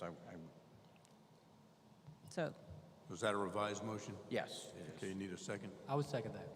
okay. So we have a revised motion to grant parents choice on masks in Dare County schools effective August 23rd. That parents make the decisions regarding students wearing masks in schools effective August 23rd. Yes, Correct. correct. In schools, also with an understanding that bus transportation is a CDC order. Yes. Okay. Any further discussion? All in favor, please say aye. Aye. Aye. Any opposed? Yes. So we have 6 ayes and 1 no. Motion carries. Quiet. Staff. Now we need to staff. Can I say one thing before you Sure. move on? I hope that all the parents and the staff discuss these choice. This is a choice that they have now, but they should totally respect the other side. Disrespect, taunting, bullying, I think should be dealt with very severely, and nobody should be made to feel that their choice is wrong. So I hope you encourage that with your children. Thank you, Susan. Okay, so staff. Should staff wear masks? Madam Chair, I make a motion we do the same, optional. Okay, so motion by Mr. Twitty for staff's choice on wearing mask. Yeah. Second. Second by Ms. Bothwell. Any further discussion? All in favor? Aye. Aye. Any opposed? Okay, motion carries. Was that Seven. Was that a no? Are you a no, or are you a, she's a abstain, so. What- She's not objecting to teachers. Okay. Teachers were vaccinated. Okay, so that's a 7-0. Okay. Visitors. Visitors. Madam Chair, I make a motion that the visitors wear a mask. You make a motion that the visitors wear a mask. Yes. Okay. I'll second that. A second by, so we have a motion by Mr. Twitty, a second by Ms. Lawler. Any discussion? Can I ask why you think the difference? Well, the visitors may not have children in our schools. The parents do. You know, if it may be someone from another county, from another area, that there's FedEx, UPS, Postal. It may be a lot of folks coming in to our building. It may not be the parents. Okay. So that's how I, Well, here's where you're going to possibly, and correct me if I'm wrong, this is where we're possibly going to have some issues with that, is we're saying students, but we have kids that travel to our schools from other schools. They're considered students, but they're in our buildings. So they're a visitor in our building, but so do they wear a mask? they're not our students. They're not our parents. That's just a motion. I mean, if the majority can override me. We have a motion. Is there a second? You had a second from Ms. Lawler. Oh, I'm Right, sorry. but I didn't realize the kids from other schools would, I thought they were exonerated if you were coming, like, from another school. So The parents would be, yeah. in the athletic situation, if you are visiting school going to a next door county, you're expected visitors, teams, coaches to follow whatever protocol that district has in place. Okay. So if we have a home game here in volleyball versus Currituck, and there's a decision that's made that visitors have to wear a mask indoors, then we would communicate that to our opponent in advance. And so we have an understanding in the region, as an example. So whatever the protocols are put in place in Dare County, anyone who comes into Dare County schools has to follow. So we would have to have more staff to regulate that. Not necessarily. You got gate duties and door duties. I mean, you don't, you're going to see them come off the bus. Okay. So like I say, it's a motion. Oh, well, I mean, you put the motion on the floor. So is there a That's motion right. on the floor It's that only a motion visitors? on the floor. Motion on the floor that visitors wear masks. Is there a second? I have a question. Because I'm hearing, like in the beginning, I was thinking visitors were people coming to the school system, like the UPS driver or whatever, that are actually doing a function or doing something coming to the school. But when you start to incorporate outside of that, like the other counties coming in with other parents, this, that, and the other thing, I guess what I'm trying to ask, that's a pretty broad term, visitor.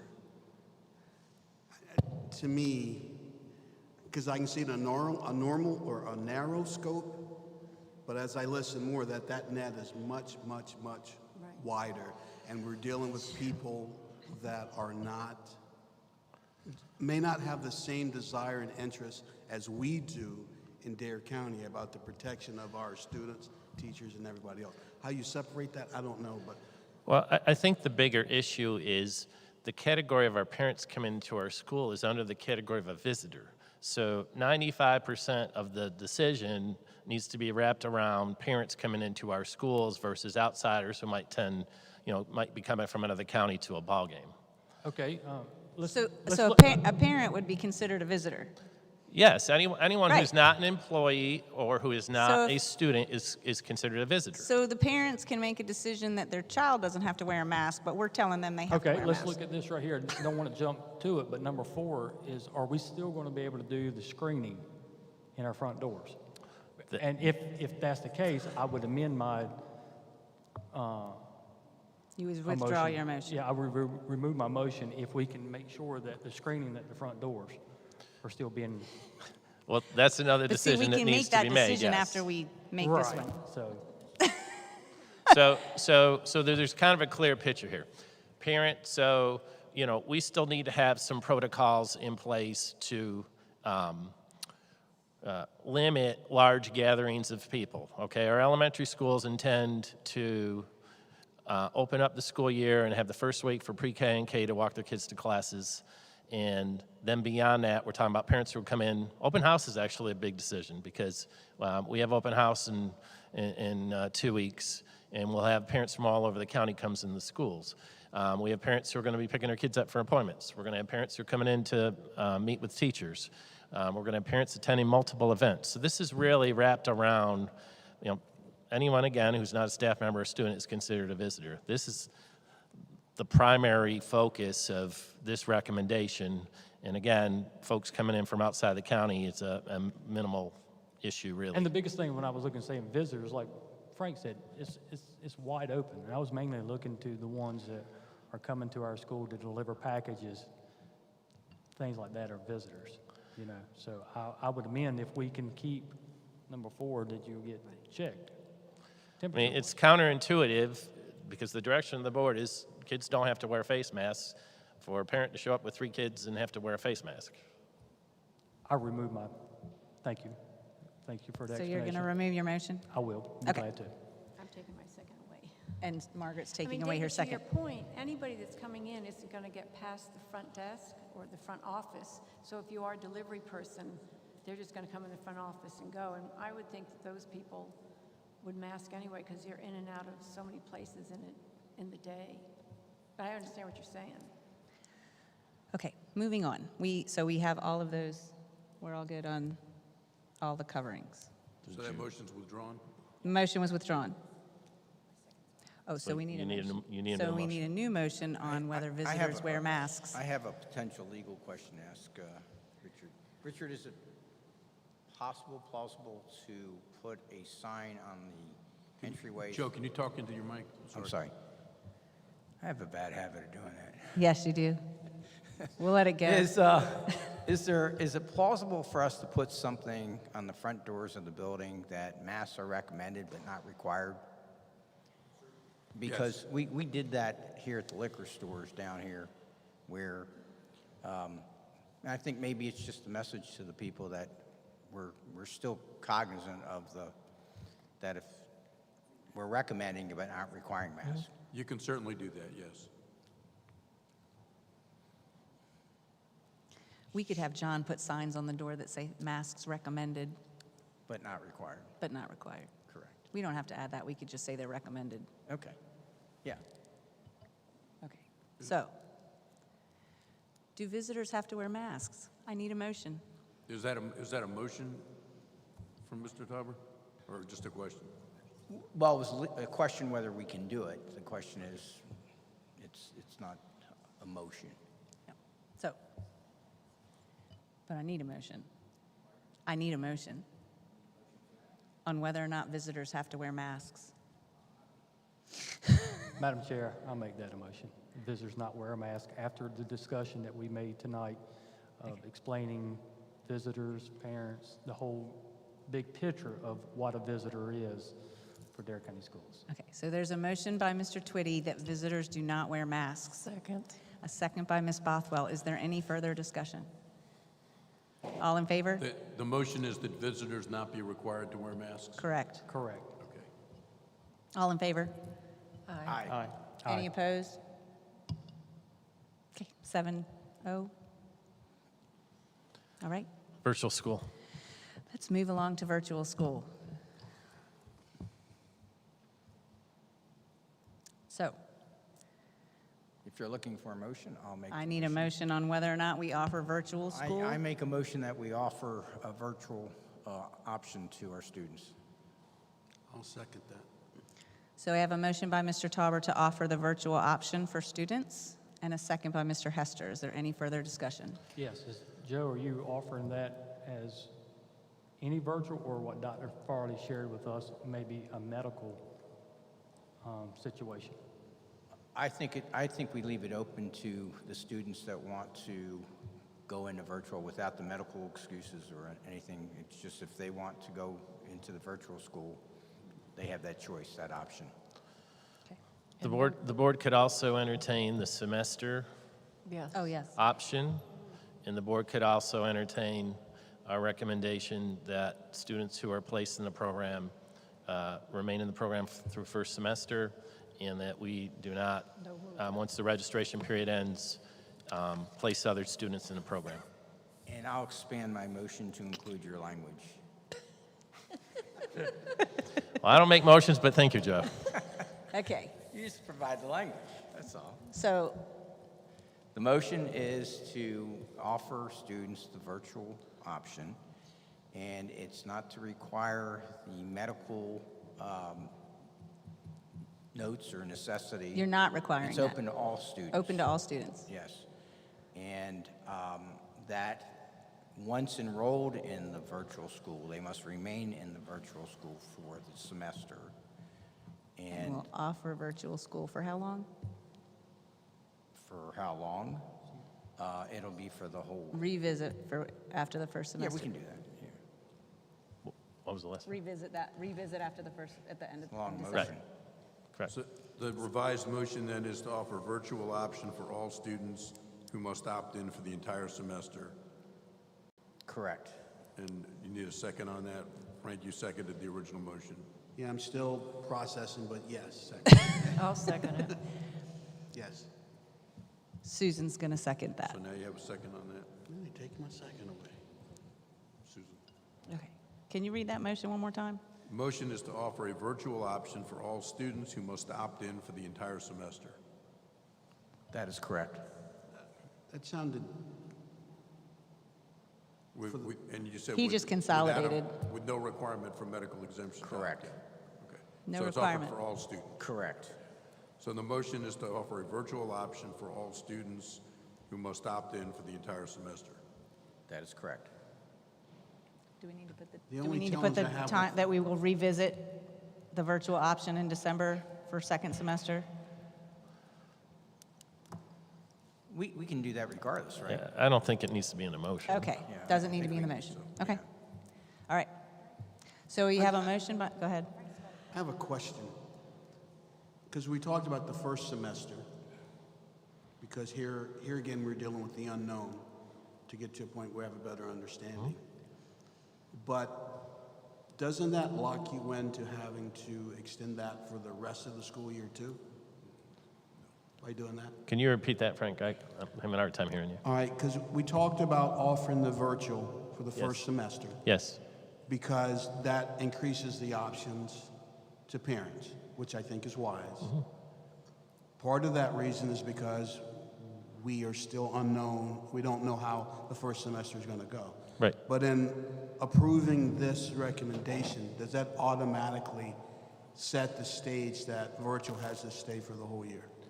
No, the motion is for the first semester, and then there's a communicated message that the board will reconsider at least by the December meeting. Yeah, I'm good with that. And the board has the authority to revisit that at any point in time if they decided to. I think for clarity and instructional continuity and parents knowing what to expect, the semester concept makes sense. Rich? For clarification, Mr. Talbert, was it your intent for the motion to be to offer a virtual option for all students for the first semester, with students being required to opt in for the entire semester? Yes. Repeat that? Was your intent for the motion to be to offer a virtual option for all students for the first semester with the requirement that students opt in for the entire semester? Yes. Okay. All right. We have a motion by Mr. Tauber, a second by Ms. Bothwell. Any further discussion? I'd like to say for the record that virtual schooling for us last year was a requirement that we had to provide for our students and staff. And seeing that our staff done an outstanding job, as they always do, has doubled, tripled their workload, and they perform the duties remarkable. And I want to say that for everyone. But the outcome of the students that done virtual are really upsetting. I had the pleasure of last week talking with a teacher at a particular school, and she done the summer school program, and she really struggled that 1 week that she worked in the summer program and seeing where these kids are so far behind. So if we opt in to give a virtual opportunity, these parents may choose to do that, which, as we voted tonight, that's parents' choice for masks. I respect that. But I just believe these children need to be back in this school building to see these teachers face to face every day to get what they need to get, to be the high-performing students that Dare County Schools has done for many, many years. And these days are going to come where North Carolina is going to test our students again. They're not going to waive things like they have done in the past. And the children are the ones that are going to be behind. It's not me, it's not you, it's not the teachers.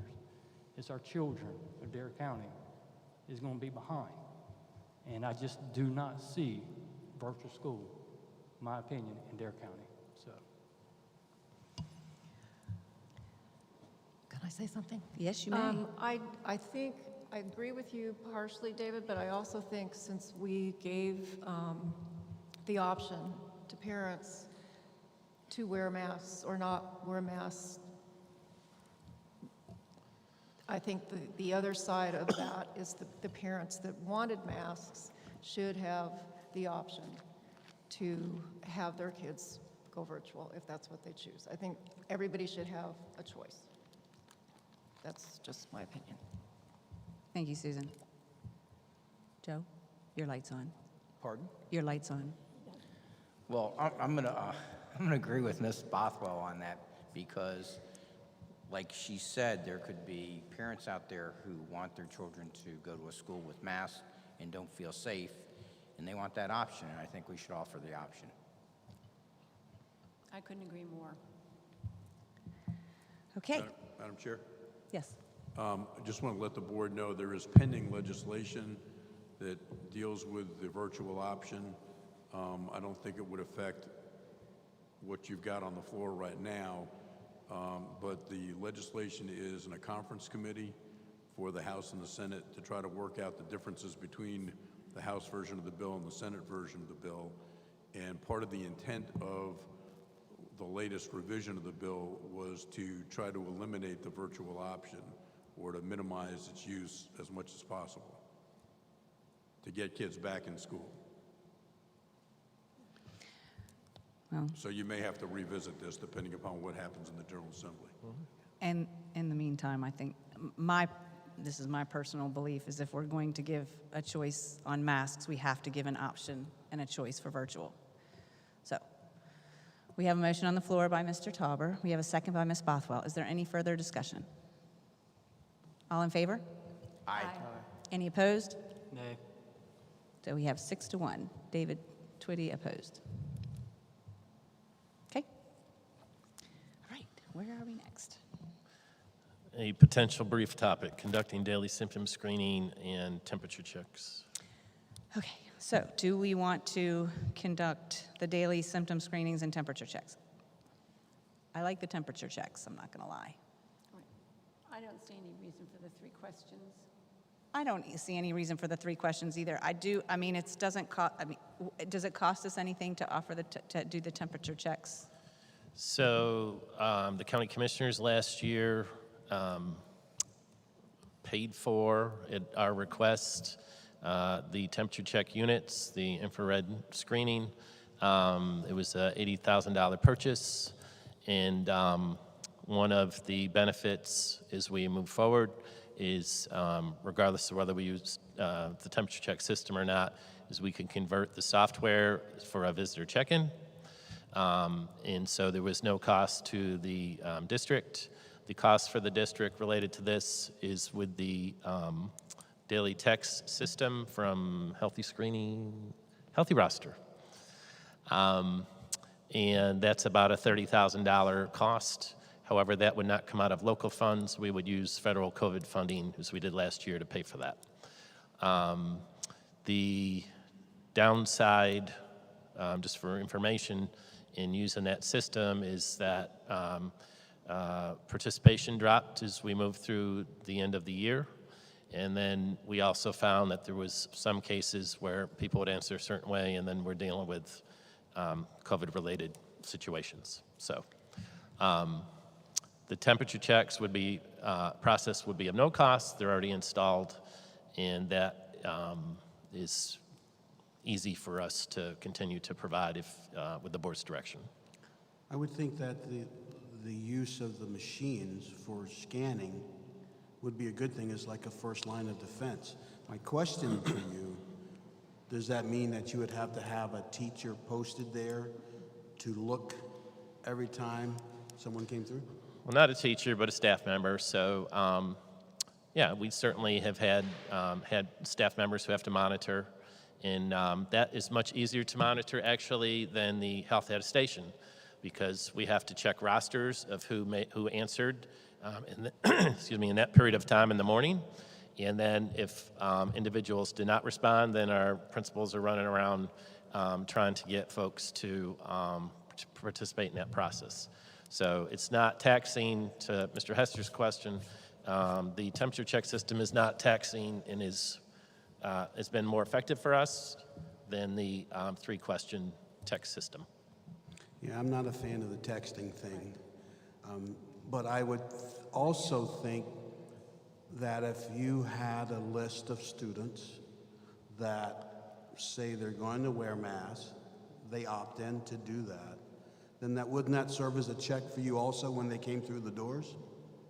Because the machine tells you if you have your mask on or not. That is true. Good point, Frank. That's true. So there's an indicator if someone has a mask on, or excuse me, the indicator goes off if you don't have a mask. Yes, that is true. Can it screen you if you don't have a mask on, or is it required you? Can screen your temperature no matter what. Okay. It'll screen, yeah, it'll screen your Regardless. temperature. Yep, Regardless. no matter It's just what, gonna- but it also indicate if you have a face mask on or not. We I didn't don't ask re- for that, it's just built in the Yeah, software. I don't really want to discard the screening advice. I think it's at least some idea of what symptoms might be out there for a student walking into our school. Are you making a motion? I'll make a motion that we maintain the screening device, the temperature screening device. Motion that we continue screening for temperatures. I'll second Second. that. A second by Mr. Hester. Any further discussion? Is that All in fa- motion just for temperature screening or symptom checking as well? Just Just the temperature screening. temperature screening. All in favor? Aye. Any opposed? Motion carries. Okay. Enforcing social distancing on school buses. Right, so last year there was a requirement till about March for us to only put one student in a seat on a school bus unless they were sitting with a sibling. And then as we got into the spring, that mandate changed, and districts had an option to have all the students on a school bus. We decided, because we had all the routes that were mapped and ridership was down, and we already had employed additional drivers to continue that practice through June. The only mandate now, as we've touched on in about 3 spots here this evening, is the CDC order for everyone to have a mask on. If we decide that we are not going to put just one child or student in a bus seat and we expand, then we will still be able to deliver students. Well, let me back up. Yeah, if we do allow the traditional way of students who are seated on school buses, then we can maintain our current bell schedule, okay? We still anticipate ridership to be down, so I think this resolves itself either way. If the board desires to have one student per seat on the school bus, keep in mind masks on, windows down for air circulation, then we are going to have to expand the window significantly of when we pick kids up and when we drop kids off. So we would have to have some double and triple routes if we're going to put one student in a school bus. In a seat, excuse me. Thank you. It's getting late. Long day. Yeah, thank you. It's impactful. Yeah, it's impactful for elementary students if we have to run second and third runs in the morning because we pick them up first. So it's possible that some students would have to be picked up and delivered to school by as early as 7 a.m., which is very early. And then on the flip side, if we're running those double or triple runs in the afternoon for elementary, who also leave first, then we would get delayed at the middle and high school level. And so it's possible middle and high school get delayed in delivery in the afternoon. So it wouldn't change necessarily the current bell reporting schedule for when school starts. What it would change is a need to, we'd be picking up kids earlier, potentially. Again, depends on ridership.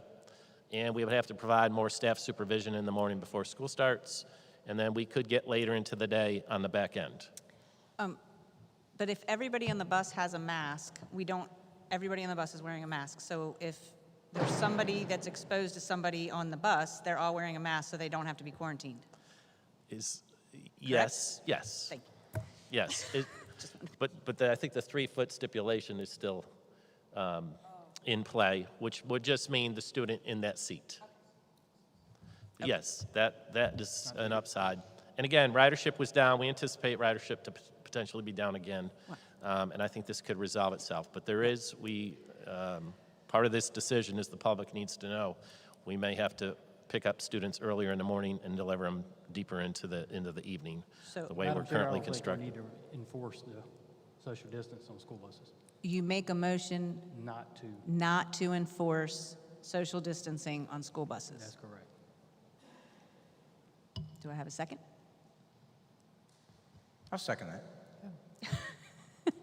We have a motion by Mr. Twitty and a second by Mr. Tauber. Any further discussion? Yeah, I have a question. John, is there any record of any kids getting the virus from the bus last year? Is there any So way we to had some determine that? situations with quarantine, but limited. Like the first week, I know we had a couple at one at Manual Elementary School. Sandy has handled most of the documentation, working with the health department. It was minimal. I think there's only one case that we kind of trace back to the bus. Now, we did have a lot of quarantines based on where kids sat on the bus, and again, putting in the quarantine guidelines of social distancing.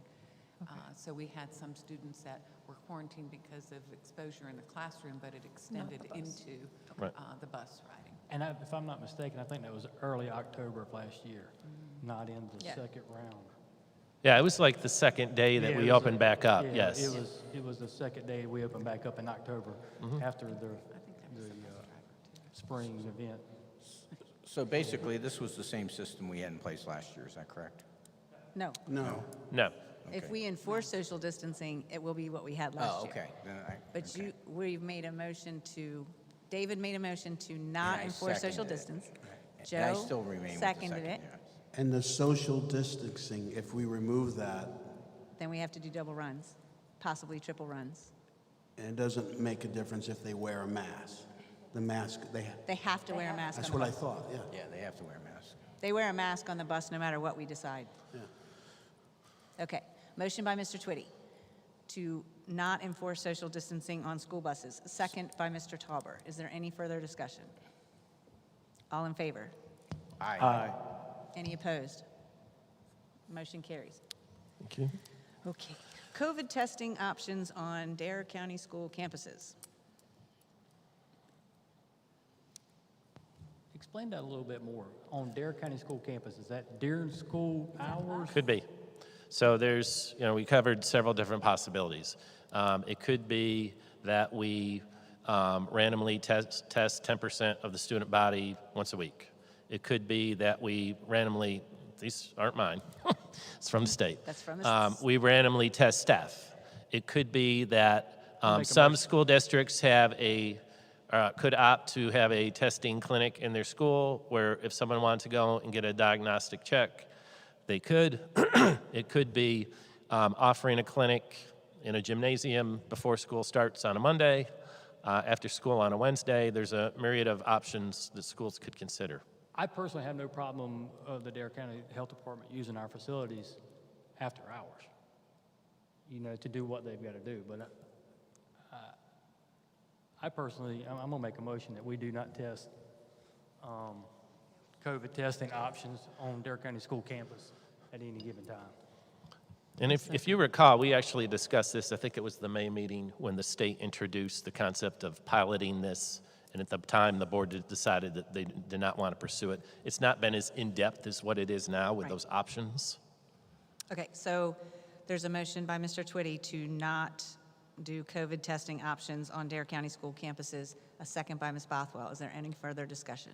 Well, the other thing that you could attach to this is Dare County schools will not test students and staff.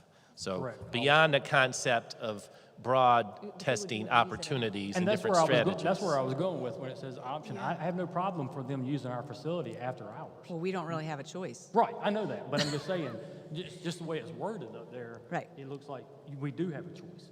Right. Which we currently don't. But yeah, I mean, I have no problem. And as we all know, they're readily available. I mean, You can go to CVS you can go to and get one. CVS and stick your arm out and get one in the I'm a drive-through little line. confused. So our So- motion is, We need would you restate your motion again, please? restate your motion, please. I make a motion that we Talking do to your not, mic. we do not COVID test our staff and employees Or students. Or students. or students at any given time. So there's a motion, go ahead, Jeff. You want to hear what I heard?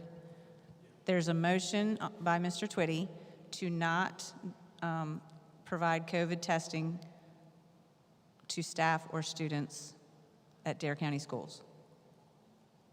And there's a second by Ms. Bothwell.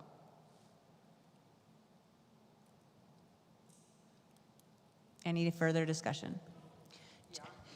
My question is, even if voluntary, I mean, in other words, if parents wanted their students, their children to be tested, are we precluding that from occurring, or the staff?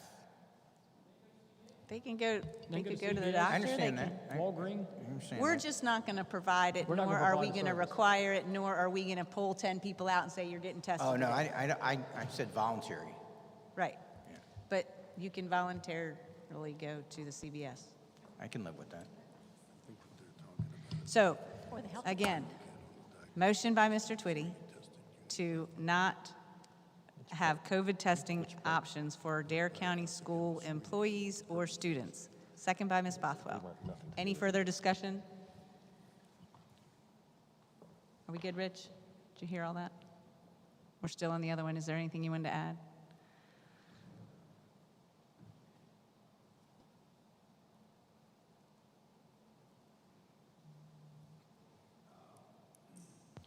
Just want to make sure you understand what, I don't know if the motion is intended to be what it is intended, what it says compared to what's in the toolkit on the testing.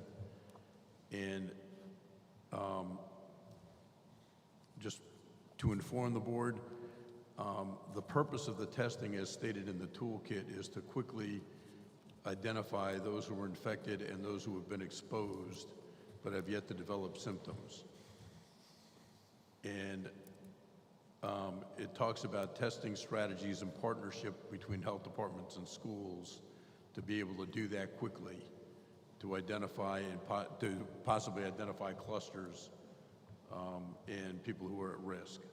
I still stay with my motion. Okay, and there are two different types of testing scenarios that are listed here.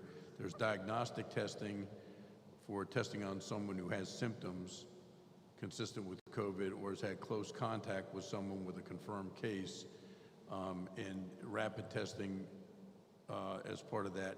And then screening testing is different. That's people without symptoms or known close contact. So just want to make sure you understand what you're voting on with that.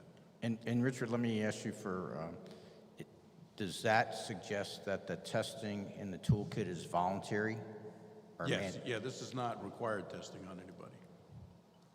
Sandy, have we ever tested in the schools when there's been an exposure previously? We test at, I'm going to be a little funny here. We test at the end of the year on our EOG standards, but we do not test for EOGs. vaccine. Okay. I stick with my motion. Okay. And I have a question about the testing, because I think of testing, actually, someone administering the test, preparing the test, and sending it off. It would have to be, our nurse would have to administer the test, correct? So School if, nurses, which is their employees of the health department. well, that would be a determination by the health department. So if the board wanted to consider some Voluntary. form of testing, it could be voluntary, Mm-hmm. and then the health department would determine who comes in and who's providing the test and when, and we would have some kind of agreement. So we would have Whether to have it's a once a partnership with week, where the location would be, you know, part of the strategy is to identify people who don't have symptoms and to cut down on transmission in your school. The other part of the strategy with the diagnostic is to immediately get results for people that are showing symptoms. What has changed since 13 or 14 months ago, or however long it's been since we started testing, is you can get rapid results now. So we're not in a position now, or the county's not in a position where you have to wait 3 days to get a result. You can go to a provider and get a result within, a rapid result within 20 minutes, and I think even the more advanced method is less than an hour. I would be okay with voluntary, because there's some people that maybe can't afford to go get the test, or It's free. it's free. So I could be okay with the voluntary testing if they didn't have another option. So nobody would be pulled out of anywhere and said, you have to take this test. It would be if someone goes to the nurse's office and say, I want to be tested. Well, also keep in mind, you voted earlier to not promote vaccination, so this is counter to that direction. Okay. They have plenty of time to go get checked at the various locations that's provided for them, in my opinion. Okay. All right. So the motion again. Did you write this one down? Because I'm, Yes, the motion as I got it was to not provide COVID testing to staff or students at Dare County schools. Did you mean to say at Dare County schools or by Dare County schools? By Dare County Schools, Okay. because they could use our facilities Right. after hours. right. And Okay. then they could go to that building. But So would by Dare County Schools. Okay, so with that clarification, then Ms. Bothwell would need to confirm her second. okay. So we have a motion by Mr. Twitty and a second by Ms. Bothwell. Is there any further discussion? So, David, I guess the intent of the motion is to say that we're not in the testing business, is that correct? Correct. Correct. I'll go with that. Okay. That's the reason I asked how it was worded. Again, we have a motion by Mr. Twitty, a second by Ms. Bothwell. Any further discussion? Turn your mic off, Joe. All in favor? Aye. Aye. Any opposed? Okay. We will not provide testing. Collecting vaccination data of staff and students.